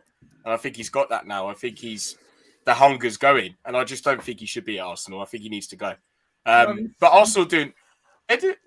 Yeah, go on. You see his Instagram account, bro. He loves that, man. Like 100%. Shiny Lambos. No, but I'm interested. I feel like I want to hear your opinion, because I'm often called loads of things, right? Especially when I criticize man like Aubameyang, who I know for these days is more famous for social media than anything on the field he's done or off the field. Yeah. So me and Saeed have big arguments about this. I want to know you guys, because we haven't spoken about this.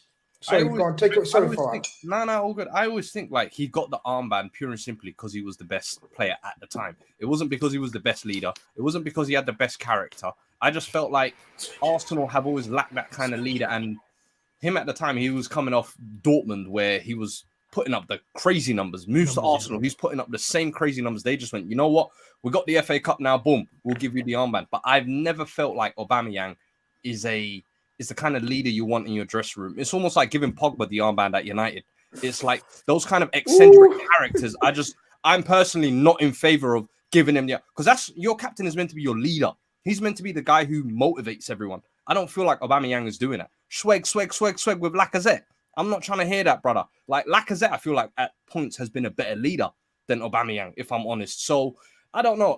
For me, it's just a character thing. I think he's let him down there. And then performances, I feel like since signing that contract, literally have fell off a cliff. And I'm sorry, but when you look at his numbers before the contract and after the contract, it's crazy, bro. So you can't tell me that it's not like a motivation and hunger thing. And you think of it, this is a guy who, since he's come to Arsenal, has not played a single minute of Champions League football.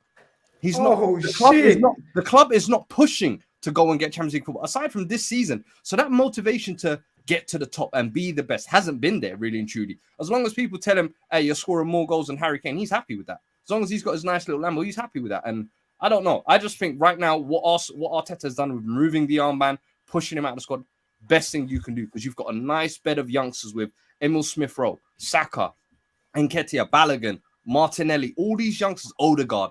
You can start a whole new culture where you don't have them kind of characters. I think that's what he's trying to do. Honestly, I think that's what he's trying to do. And that's what I think is best. Just a quick one, Saeed, and then we'll come to your favourite subject. I think everyone's looking forward to that one. But do Arsenal get top four? Arsenal. No. That's no. Like convincingly, no, they won't get a Saeed. they won't get it. I don't think they've got. I don't think they've got the durability to do it. I don't think they've been in this top 4 race. They've not been with the big dogs, as Grizz says. So yeah, I think they'll fall off. Fair enough. Grizz, you not top 4 for you? Nah. They're not gonna get top 4. I'm not like, you know what I mean. I'm not stupid. Got it. Okay, just another super chat from Drove. Drove's in a happy mood. Must be in a jolly mood today. Tierney or Gabriel should be our captain, in my opinion. So he's an Arsenal fan. Kieran Tierney or Gabriel Magalhaes. Not bad shouts. If Gabriel had been there 1 season longer, without doubt, the captain, without doubt for me, he's the type of people that they need. I think Kieran Tierney is a good shout, though, Grizz. Yes, I think he's a good shout. I think he's a future. I think he will be a future Scotland captain, or is he a Scotland captain? No, that's Robbo, isn't it? Okay, I think Kieran Tierney is a future Arsenal captain. Was he captain of Celtic, or was Scott Brown still there? I think it was Scott Brown still. I feel like he had. Yeah. I think he might have been vice captain, but he was injured a lot for Celtic as well. So it was Scott Brown, though. Saeed, coming on to United. It's been I don't even know what to say. Has it been a torment last sort of 18 months? You know, you've had some good times with United. 2.5 years. You've had some good times with Oli. Initially you played some good football. Really. Obviously PSG, you went through that run. You came second in the league. You lost a cup final to Chelsea, I think. But talk to us, man. Talk to us about Rangnick. Talk to us what's happening in the future. What are this season's plans? Did this club plan without Cristiano Ronaldo? There's so much that we can talk about United, but give me your thoughts, because I know you were like adamant that Oli had to go, right? Yeah. So they made a good move in Rangnick. What happens from here? How does he stabilize the club? He has to put an identity. For me, that's the biggest thing he needs to do, establish an identity. Once he can establish an identity, I think everything else will click. I think, when you start with a house, you always start with the foundations first, and then you go up.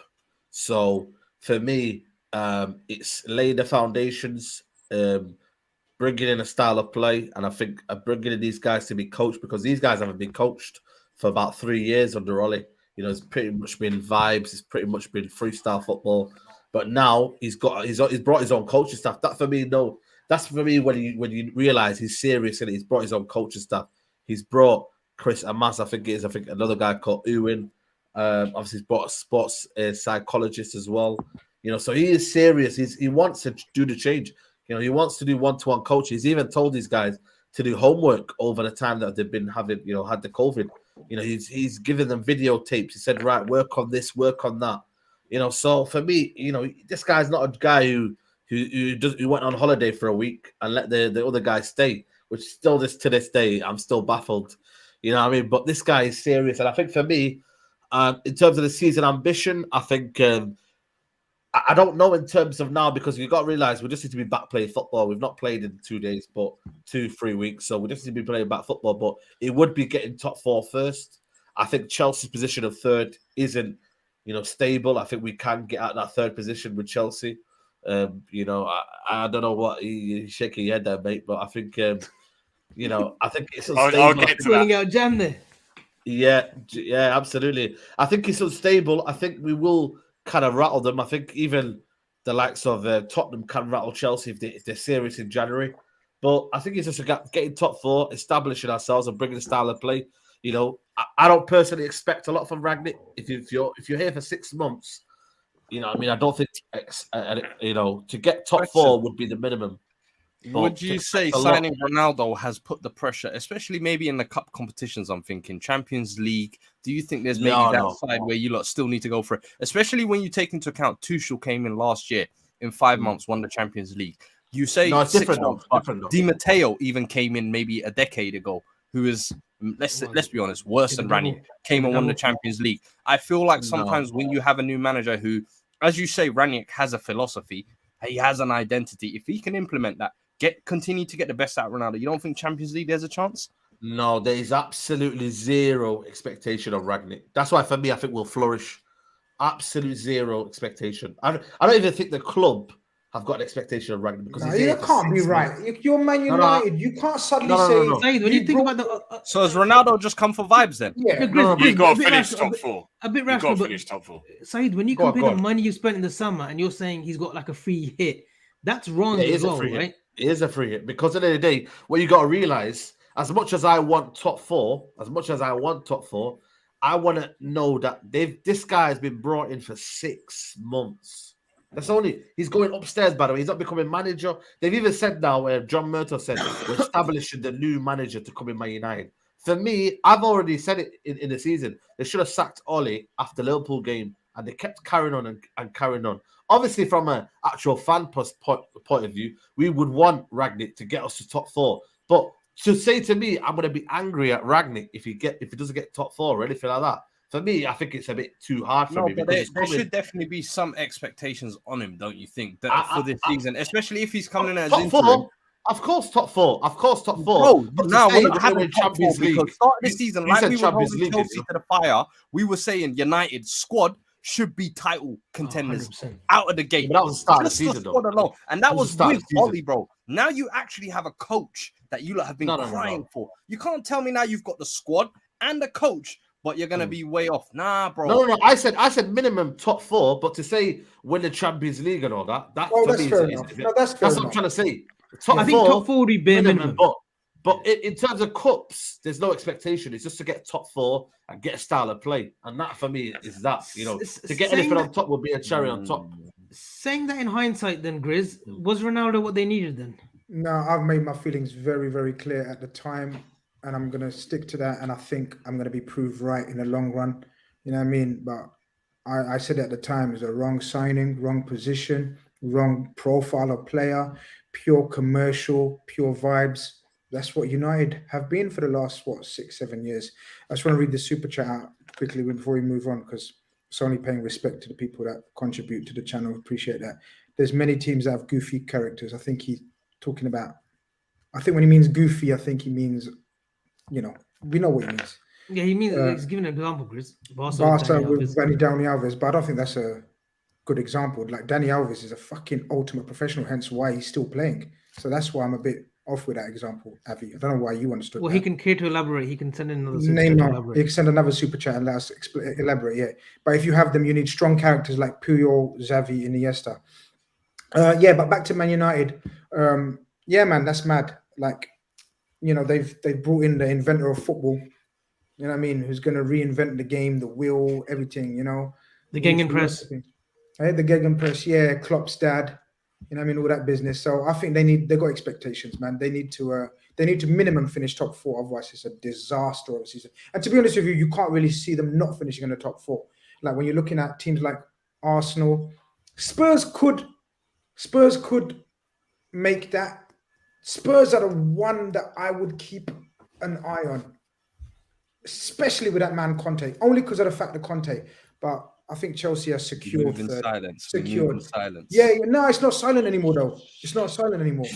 That man is not silent. On United, West Ham, Chelsea. Yeah, but I see that guy on the touchline forward. That brother is energy, octane, high. Yeah, he is. So it's not silent anymore. He's going to make fans. noise. The fans buy into it as well. I think that's what it is. The fans are The quickly atmosphere on board with Conte as well. And Congress. Toby said the atmosphere at that game was the best he's seen in years. I think it's been mad. The games the home atmosphere has been absolutely crazy. Honestly, it's infectious. That's what I love about it. It's infectious. The players, the fans, like it's good. It's good vibes, man. Like that might carry you through. You can't write it off. I keep looking at Arsenal and I'm just thinking they've got no Europe. I look at United, I'm thinking they should have been in the title race. Those are the two that I'm looking at and thinking you should finish ahead of us for that top four spot. I think Arsenal, if they get top six, that's progression for them. You're back in Europe. And if you finish above Spurs, that'll be a nice added bonus. I think for us as well, top six. Last season, we finished 7th. I don't want to hear that Conference League talk again. Europa League minimum. That's all I want to see. We just need Champions League. I think they will get it. I think they will get it. In order, I think, to fully help Conte get this rejuvenated squad, I think top four would help us probably the most. Yeah, and if you ask us, like I'm hoping you're going to ask us eventually, like where they're going to finish. I think Man United will finish 4th. That's my opinion. But you're saying it with so much confidence, Chris. I'm not as confident as you of them finishing in the top 4. You know, I think top 3, which we'll come on to now, will be top 3, and then 4th is anyone's game with a bit of momentum. You know, if West Ham keep Antonio fit, Bowen fit, you know, Ben Rama and Declan Rice and Souček and that midfield and that cohesion that they're playing with, you never know. They've been 4th majority We need of to the see some season. games first. You know what I mean? Bloody hell, Yeah. we haven't had games, man. That's And what I'm that could saying. be detrimental as well, though. Sorry, that could be detrimental because you lot have missed last 2 Yeah, weeks. it just depends on. Yeah, exactly. If you play 1 week and you don't play for next 2, you know what I mean? This is like Tottenham not played now, and it's like other teams at Arsenal just gaining momentum, even though they're just playing the games that they're meant to be played. It's like this whole stopping and starting is just causing. We can never really predict the top 4 race. We want to play week on week on week and then kind of like build momentum. But it's just jarring now, this Premier League at the minute. Saeed, who do you think is going to be your biggest player if you are to get the top 4 though in this running? Biggest player? Yeah. I think it Or will biggest still players. be. I think it still will be Ronaldo. I think it will be the addition of Varane back. I think he'll be massive, man. I just can't wait for him to come back in that back line and cause us a bit of bring us a bit of solidity. So I think he will be, and obviously Bruno as well. He's inevitable. So I think he will be another player as well. But Bruno, Varane, Ronaldo, I think will be the most inevitable players. Just a question on Marcus Rashford, Fuad, and this gets put up quite a lot. Is he overrated for you? Yeah, pure and simply because he's the academy kid. He is let's be honest, outside of football, he's doing a lot of big things as well. But I wouldn't even say overrated per se, but I just don't think his ceiling is as high as United fans always say he is. They always make him out like he's going to be one of these world great wingers. Is he even a winger? Is he a striker? I don't know what his best position has been all these years. I think he's a player who's great in a particular system, which is when United are playing on the counter, being that man at the halfway line on the last shoulder, boom. But I just don't feel he has that complete game set in his position as a winger or as a forward to kind of be in that upper echelon of players. But I do think he can be a useful player for United throughout his career, in all honesty. I do think he is good enough to be there. Jam, do you have the same sort of sentiments about Rashford or? Yeah, I do actually. I think playing under Ollie's not really going to help, is it? Like that was a bit of a kind of vibes thing. It was a team of individuals. Him, though. I know, but it was a team of individuals. I think perhaps if he has a style to work towards, he could improve his game a little bit. That's what I would be hopeful for him. But otherwise, yeah, you're right, Fuad. What's his position? He's not a creator. He hasn't been that great with taking his chances either. So it's a bit of a hard time for him right now. But these moments can make you as a player. You could learn quite a lot from it. So I think Rashford's a good player. I think he's a good player. That's as far as it goes. But I don't think he'll ever get to being the best of the best, if I'm honest. Yeah. I think Rashford. I think Rashford has been the perfect example of not being under a good coach. Like he hasn't been coached. Like I think the attributes are there, raw attributes to be much better than he's shown, in my opinion. For example, I think he's got far better attributes than Martial, for example. Yeah, I just think he's been. I disagree. That's fine. Yeah, I just think he's not been coached properly. In fact, he hasn't been coached at all. If Rashford was under a Klopp, Lord have mercy. That's what I'm saying. I think it's good. Saeed, you said you disagree with that. Yeah, I disagree. I think Martial's got better kind of qualities, but I think in terms of Rashford, I think it's about. Saeed's Wi-Fi's man. Going on? Okay, we can swiftly. But that comment deserved to get off, like taken off. Like, tell me moments from Rashford. Tell me moments from Martial in the last 2-3 seasons. Talk to me. How many Martial moments can we remember? How many Rashford moments can we remember? And the thing I don't want to talk about Saeed when he's not here. I want Saeed to come back before I say. Then he talks about coaches. Same coaches have had Rashford and Martial.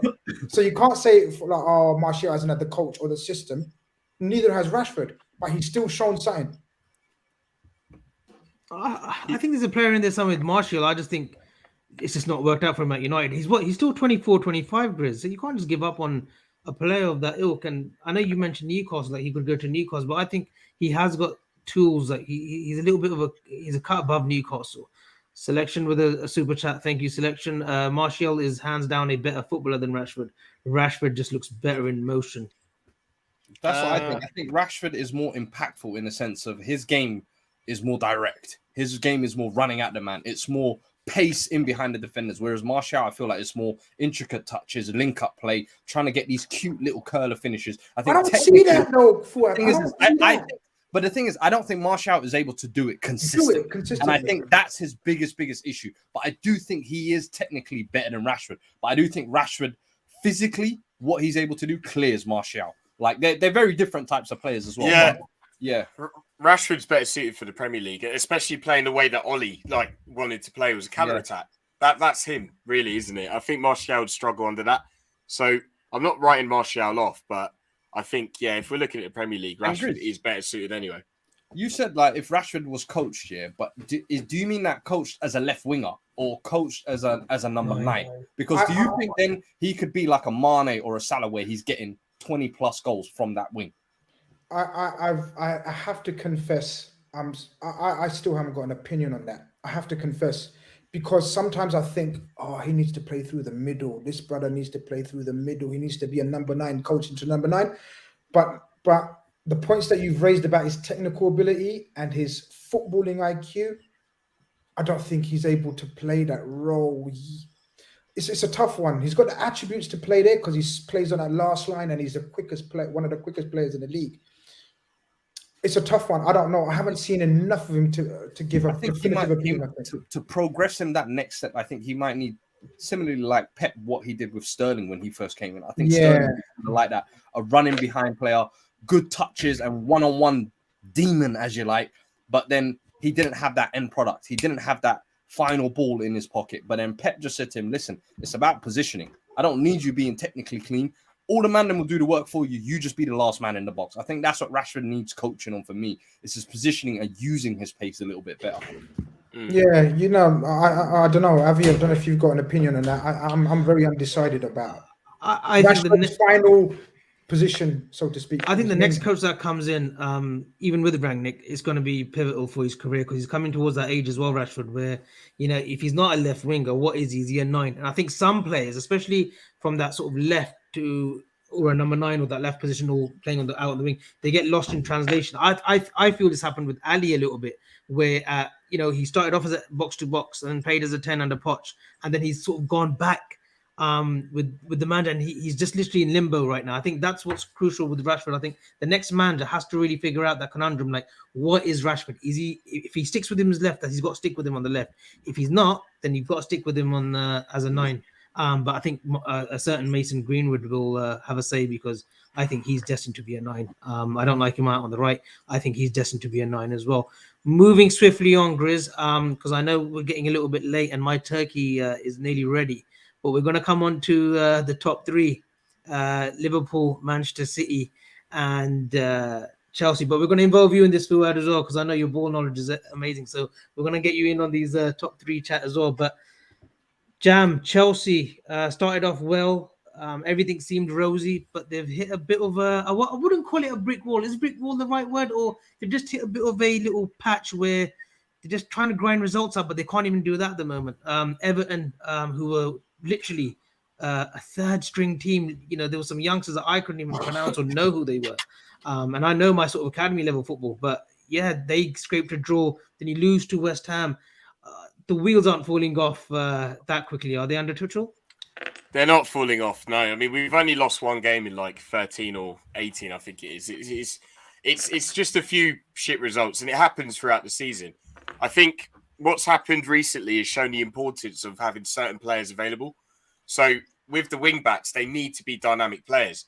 They need to be able to have gas, get up and down, and beat their man on a one-on-one situation. The problem is when we got Ben Chilwell injured, we lost out on the left. We started playing Alonso. And Alonso, I love what he's done. I respect what he's done for the club. But right now, this guy, I've never seen a football player that's as slow as him moving his body parts. Like, it will take him 10 minutes to scratch his nose. That's how slow this guy is. It's like he's running through porridge all the time. It's literally, he's so slow, and he kills our attacks on that side. And even defensively, he's not that good. And I think when you lose that, and then you lose the guys in the middle, in this formation, you need to have ballers that can control the game. You need to have your Conte, you need to have your Kovacic, you need to have that plus Jorginho. Recently, we've been playing Ruben Loftus-Cheek, and unfortunately, he hasn't really hit the heights that we were hoping. Like, he showed a bit of promise in the early bit of the season, but in terms of controlling the game, it's just not. He's not it. His decision making, it's not up to scratch. So we've been struggling. We've been struggling because of that. So I think when we get our players back, from COVID, from injuries, I think we'll be fine. I don't see an issue. Saeed's suggestion there, he was forgetting that we had all of these injuries, we had COVID, and I think with this formation, it's really important that we have these players. But realistically, the big problem that we've got at the moment is our attack. Who do we play? Who's going to score the goals? We don't have an elite level attacker in this team. Lukaku can be that, and he's shown he can be that, but he hasn't shown that for us yet. Okay, he banged in a few goals at the start of the season, but it's not consistent enough for me to say that he is an elite level player, attacker at the moment. And yeah, he's had injuries and all of that. He's had inconsistencies because of that. So I let him off. But we haven't got that Eden Hazard, that Diego Costa player. And unfortunately, the guys that we're trying to keep up with, Liverpool and Man City, they've got tons of them. I'd say with Liverpool, you've got Salah, you've got Mane, you've got Jota, Firmino. That's 4, in my opinion. Man City, all of them in those positions are ballers, and yeah, I just don't think we're up to that level. So, is that not what Havertz was meant to be when he was signed for big money last year? Is that not what Captain America, who I'm heard is the best thing out of America, was supposed to be? Mason Mount, the second coming of Lampard, as they say. Like, he's actually been performing as well, and I think probably the best performer. I think he's had a bit of a kick up the backside as well, though, man, hasn't he? Yeah, and that's been one of Chelsea's biggest problem, I think, is that double 10 behind Lukaku, I feel like should be the base of your creativity in that system. But in actual fact, the wing-backs have been, and it's almost been like an over-reliance on them. Now that one of that side is down, it looks like, oh no, our wing-backs are injured. When in actual, it should be Ziyech should be playing way better than he has done since he signed for Chelsea. Let's be honest. Callum Hudson-Odoi, people love to rave about him, but he's only got 1 goal this season. I think it was against Malmo or whatever it was. Like, these guys have to step up for the hype that they get. And they do. Lukaku, I'll be honest with you, like, I had Chelsea as title winners start of this season, pure and simply because they signed Lukaku. I thought European champions, they've shown defensively they can handle anything. They beat Real Madrid, they beat Man City, who were the title winners, and they beat them a couple of times, even in the FA Cup. So I thought, Lukaku's basically all they need. He's developed his game over the last 2 years at Inter, icing on the cake time. But then I just don't feel like where Tuchel has developed a lot defensively, maybe that attack, he hasn't developed that to that same extent. And maybe you could say a part of that has to do with the players not stepping up. But what do you think that is? Do you think that's Tuchel not developing or working more on the attack? Or do you think the players just haven't stepped up? I hear that. I think with this formation, you're going to have certain limitations. And that might be that we're not having the extra attacker in the box. That's probably what it is. So, yeah, it's a bit tough. I think I wouldn't necessarily blame him, but I think the players really need to step up. They really need to step up. Kai Havertz, look, he is still young, which is why I'm not really onto this guy so much. I think he is still developing. He's still growing. He's got the talent. You can see it. What, 21, 22, isn't he? Yeah, exactly. But even with him, I don't really know what his position is. And I think that's a problem because you can see when he's played up front for us, he doesn't have the hunger to get on the end of crosses. He wants to drop deep and build up the play. But that's not what we really need. Yet, when you put him out wide, he's got this nonchalant style of play. Is that really where you want him to be? He's not the quickest on the wings either, is he? I mean, this is it. I think he's still discovering himself within this formation. So I'll allow him a bit of time. I think he will come good at some point. Mace has been our best attacker, easily. And I think he's on the fringes of knocking on the door for that elite level. He's not there yet. I'm not one of those deluded fans that will say he is. But he will get there at some point. It's inevitable, in my opinion. Obviously, Timo Werner, we know about him. Yeah, this guy, It's a bit peak. It's a bit peak. I Yeah. just want to ask Grizz the question before we go to the super chat, Grizz, because we're just touching on Chelsea right now. So Grizz, Pulisic, like Fuad said, Captain America, great name for him. Timo Werner, Hakim Ziyech, Kai Havertz. Have they been let down? Has Thomas Tuchel or Chelsea have they been let down by that quadruple of players? Because Pulisic has had his injury woes. Ziyech's not found his feet yet. Havertz, he's got that Champions League final goal, but still hit and miss. Like Jam says, we don't know his definitive position. And Timo Werner, the less said, the better. They've been let down by those four costly players as well. I Grizz, wouldn't. no? I don't think it's let down. I think this is my serious chat about Chelsea, because I love winding Chelsea fans up, and I love getting them angry and shit. Yeah, Jam knows, man. They come for me hard, but the game's the game. But seriously, I think it's too early in Tuchel's reign to judge him and his attack, because every coach or most coaches that you go through that come in try to build from the back, and he's done that without a shadow of doubt. I think Jam was saying, I think Fuad was saying as well, that he's done that part.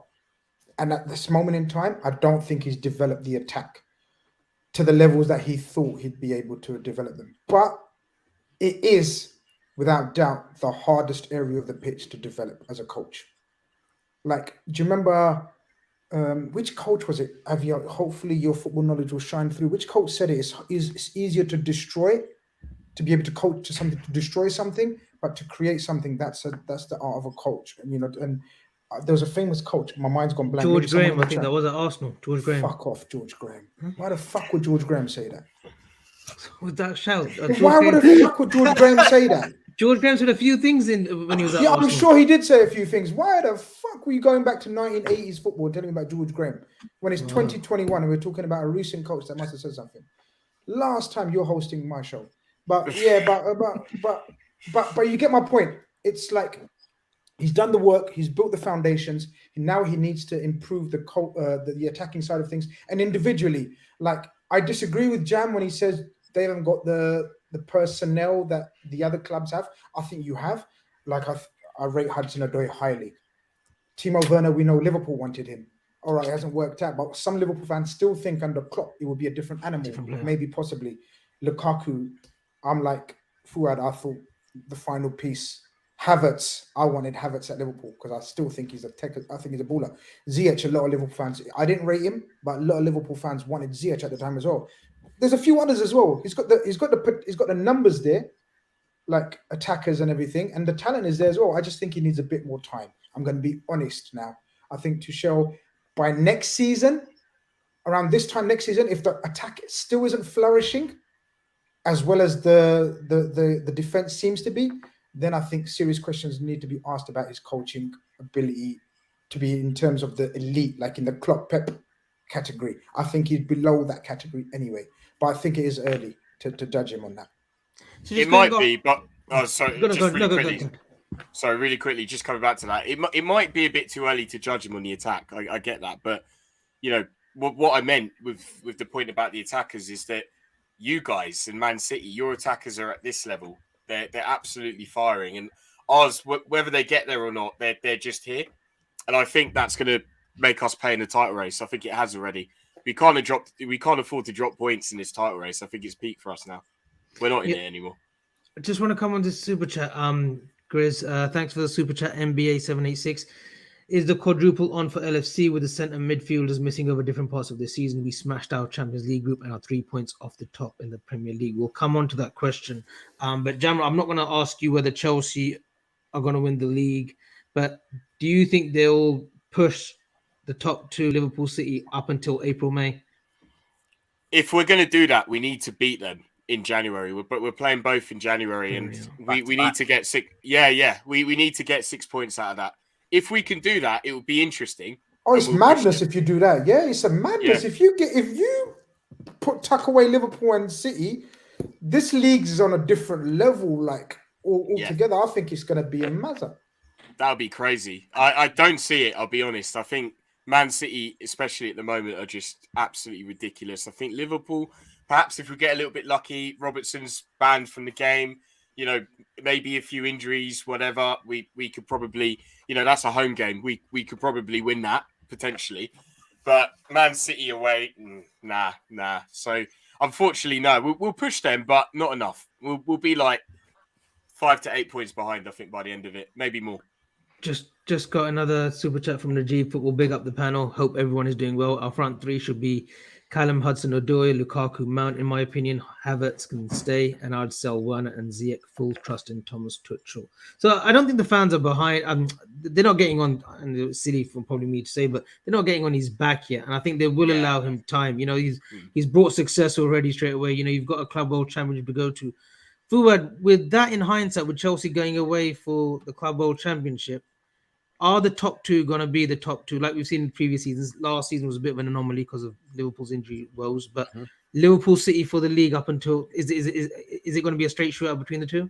Well, it'd be interesting as well because I want to see how AFCON affects Liverpool as well. They'll be having Salah and Mane, I think Naby Keita as well. Yeah, Naby. Yeah. So with the midfield already kind of punctured with a few COVID cases and stuff, it'll be interesting to kind of see how you guys cope after that. I know Minamino scored midweek. Origi pops up here and there, but I think, and mind you, it'll only be like, I think 3 or 4 Premier League games what they're missing anyway. So it might not have the biggest impact as well. But I do think, as Jam said, these kind of upcoming fixtures, January 1st, I think it is, and the game after that, those will really dictate whether Chelsea are up there for the title this season or not, or whether they should turn their attentions to maybe back-to-back Champions Leagues. I mean, when was the last time an English team did that? I'd hate that shit as well. Yeah. Who did they get? You got Lille as well. Like, we got Lille twice, didn't we? Bro, twice. They got the cold balls twice. Oh man, I was pissing myself. You know my theory on that. Roman Abramovich, like, you know the finals in Russia, innit? Oh, is it? I didn't know that. Yeah. Man knows, innit? He knows. He's making sure Chelsea go all the way, man. It's one of those, isn't it? Grizz, Liverpool, Man City, will those be the final? We can cover them together. We can cover them together. You know why? Because it's so much of a muchness between these two teams. I think we're going to look back in years and look back and see that Liverpool and City did take this Premier League to another level. I think we're underplaying the levels that Liverpool, Man City have taken it to. You're talking 100-point seasons on a regular. Come on. Just on that, Grizz, I was going to say, because we asked this on Stoppage Time like last week, because I agree. I think City and Liverpool have set almost like a new standard of what a title race is, if you like really pushing each other to the edge. But do you also think like the top 4 or the top 6 not being as strong has played a part in that? Because previously, I feel like, let's say maybe 10 or 12 years ago, an Arsenal, a Chelsea, a United, they couldn't go on those crazy 16, 18 game runs because one of those top 4 would hit them and give them that reality. Now I feel like Liverpool or City, when they play United, bruv, 5-1 OT, let's go. Like, if Liverpool City, even if they play Chelsea, I think Chelsea maybe have been getting the better of. But Spurs, Arsenal, they're brushing these teams aside. There's almost like too big of a gap between them. Do you think then I'm saying, like, are they really setting that standard, or is the quality around them dropped off a little bit as well? See, I think that's difficult to say that because, and one reason only, the amount of money in the Premier League enables every squad to have world-class players now. I don't think the money was available back in the Man United, when Man United were dominating. Well, squads were smaller, weren't they, Grizz? Squads were smaller. Man United level, when they were dominating, and Arsenal and these teams were dominating, the amount of money that there is in football now wasn't then. So I think it's harder now to set the standards and to put the runs that these two teams are putting together. I just think we're in the midst of 2 elite coaches. One, okay, he admits though. One admits that he needs the best players in his positions to play the football that he wants to play, and fair play to him. Pep openly admits that, so you have to big him up because he doesn't mince his words. He says, give me money, give me players, and I'll make you win trophies playing the beautiful way. So big him up.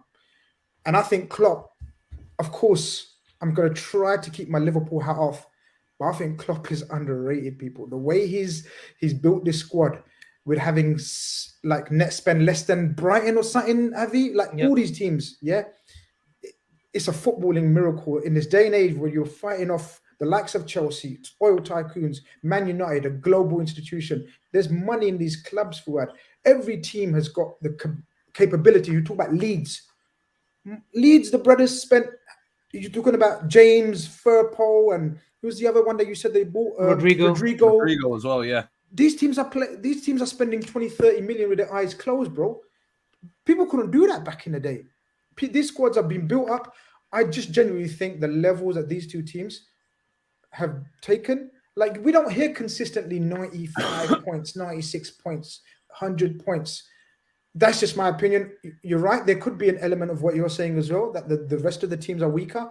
I just don't think they're significantly weaker than they were back in when Man United or Arsenal were dominating. I do think what you said, though, with the managers definitely plays a factor. I do think this is the first time we have like two of what I would think are the best managers we've arguably seen in the Premier League outside of Alex Ferguson, let's be honest. Like what Klopp has been able to do with kind of, and for me, those two clubs represent kind of different ways of how to build a super team as well. I always like to think Liverpool have kind of done it almost the organic way of trying to sell off players, re-sign, recruit smartly, get these players from lower division sides and then make them better. Mane, Robertson, like there's so many examples in that Liverpool team. Do you know what I mean? But then Man City have kind of gone the other way where it's like, now we'll get the super coach, we'll get the super players, we'll give you 50 mil for each fullback and just do it. And they both just push each other to that level where it's like, this last 4 or 5 years will be known as the City and Liverpool era, let's be honest.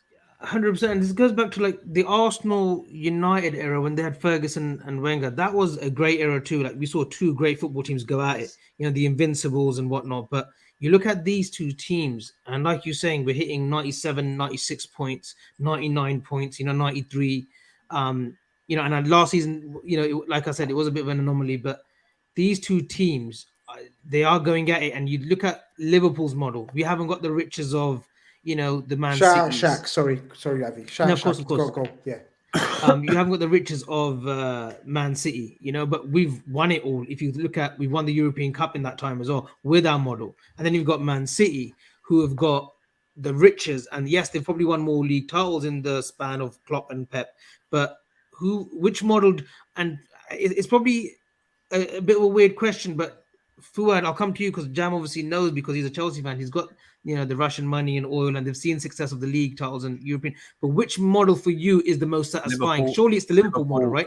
Doing it organically, bro. As a Spurs fan, I've always looked at it from that kind of outside looking. I've said for me, Liverpool is the ideal blueprint because not everybody can do the City way. Not everybody can do the Chelsea way. You have to have an owner that is not only rich but actually loves the club and wants to spend his money and doesn't care if he makes a loss. Abramovich, I'm sure, has made a loss on the amount of money he spent on Chelsea, but he doesn't care. You know why? Because for the last 20 years, he's winning silverware every year to 2 years. And he can say, I'm one of the best chairmen in the Premier League. And I imagine it's the same when the Arab Emirates lot took over, the Etihad group took over Man City. They're like, yo, we want to leave a legacy of 10 to 15 years where we've dominated from where they've come now. I think the Liverpool plan is definitely more attainable because what you need is the right manager, buy into his philosophy. And if you've got a world-class coach like that, which we do with Conte, follow his plan, recruit right, and you can take this club very far. But it's going to take patience because Liverpool didn't do it overnight as well. It did take them 3 years, 4 years to get to that standard. But once they got there, now you've got that spine there that is, people are saying it's 29, 30, but they've been together for like 3 or 4 years now. They know how to win. They've got that experience. And I just think that format is easier to follow than the City or Chelsea because not everybody's going to have that type of chairman. Do you know what I mean? Jam, if I had to ask you now, give me your top four. Without being too biased towards Chelsea, but your top four right now, who would it be? In order of like who's coming That's first. The fun part. That's the fun part. Third, Scott Builder. Yeah, okay. Really respect Liverpool, despite me disliking them and everything. But I think Man City are going to win it. So it's going to be Man City, Liverpool, Chelsea, Man United. Chris? Just about. It's going to be close though. I'm going to say the same thing. It's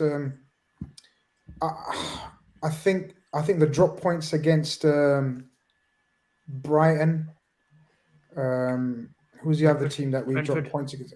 Brentford. Yeah, I think those 4 points are going to be absolutely crucial because that's the levels we're fucking with, man. That's the error. That's the margin of error is literally 2 to 4 points in my humble opinion. So look, yeah, and with AFCON as well, Salamane. I know it's only 2 games, league games that they miss. You know what I mean? If we drop points in one of them, that's another one that's bad. So look, I make City favourites right now. Still a long way to go.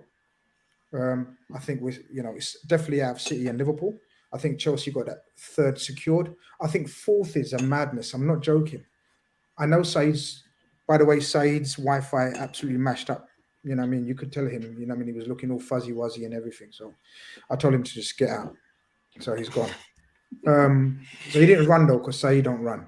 You know what I mean? He's just, you know what I mean? He had Wi-Fi issues. But I think Man United could struggle to get 4th. I think Tottenham, just because of the fact that they appointed an fucking elite coach, could come in on the blind side. So, but I think he may have too much to do with that squad because, like Fuad said, when Conte said when he said I've got a lot of work to do here, he knows what he means. Like he's got some. Because if that brother right back, that Casino Royale is still playing like by the end of the season. Yeah, no, he's Emerson a mess. Royale. Wait, he's a mess. He's Bro. a mess. He's terrible. He is terrible. Yeah. That's why I think. Fuad, that's why I think that maybe Doherty will suit this wingback system because he played at Wolves. Maybe Conte will give him a sort of rebirth. Doherty's whack. He's whack. Doherty's I'm whack, sorry. though. Like that right back position has been such a problem since Kyle Walker's left. From Trippier being defensively inept, Aurier being an absolute liability, Doherty being an absolute disaster, and Emerson just being one of the biggest flops. And we paid extra to get him. That's the most frustrating part for me. Like we had other options. Tomiyasu was balling out at Arsenal. We had him for 16 million, but we said, no, we don't want to pay that. We'd rather pay 12 million more. Give me Emerson, and look at this dud every week. But I think what Grizz said there with the 4th spot, I do think that is what's going to cost us. I think Arsenal, United, and Spurs will compete for it, but I do think United should, in the end, come through. And I think Ronaldo maybe will single-handedly drag them through, if anything. Imagine Ronaldo coming back to United and them not finishing top 4, bro. Woo! That'd be mad. That'd be beautiful. Poetry in motion. Hey, I'm telling you. The thing with United as well, they've got that thing about them, that inevitability where things, the BS, the nonsense, it just goes in their favour. They just get these points. I don't think you can beat that, really. Yeah.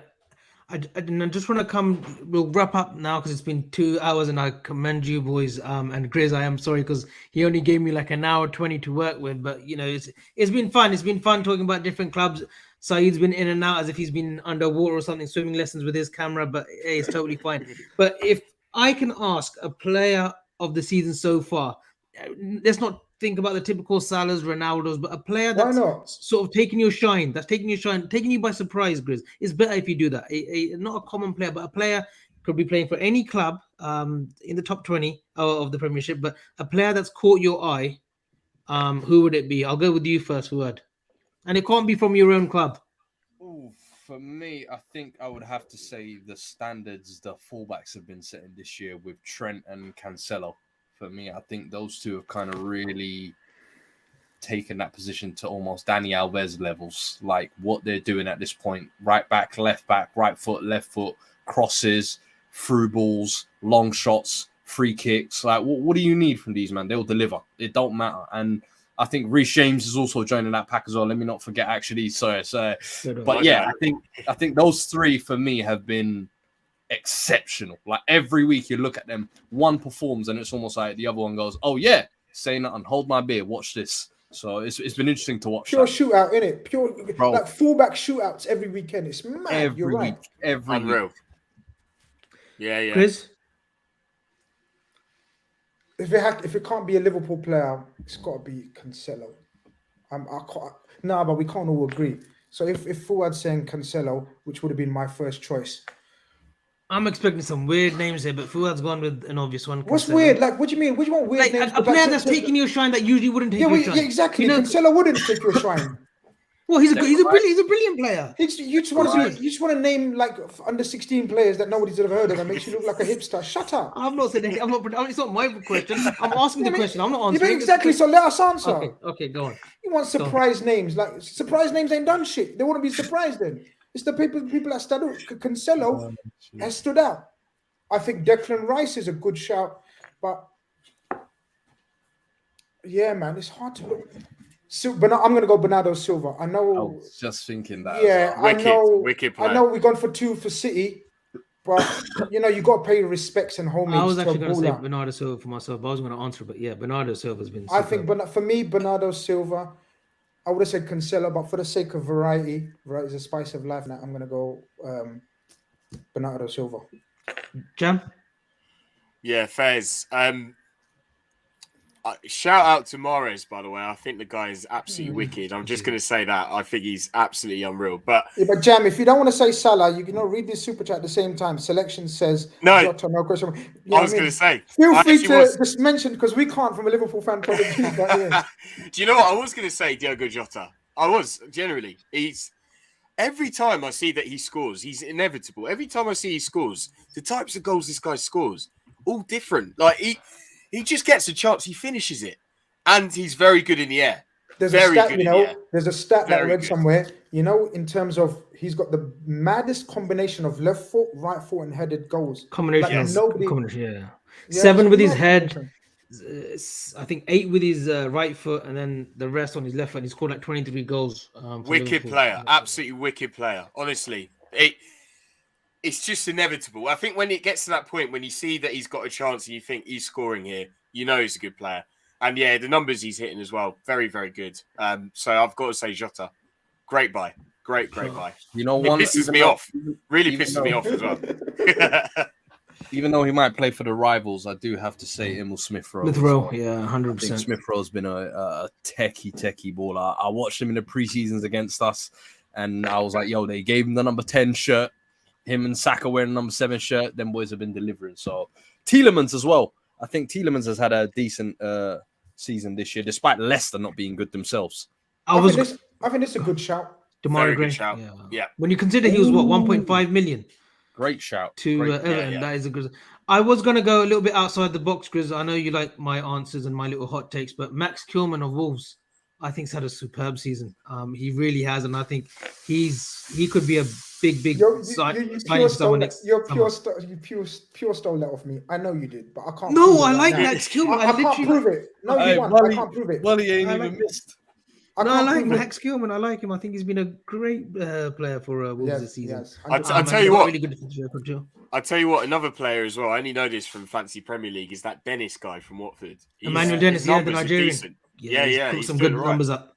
And I'm surprised you haven't mentioned the centre back from Chelsea, Jam, at Palace. He did. You did mention him earlier. Sorry,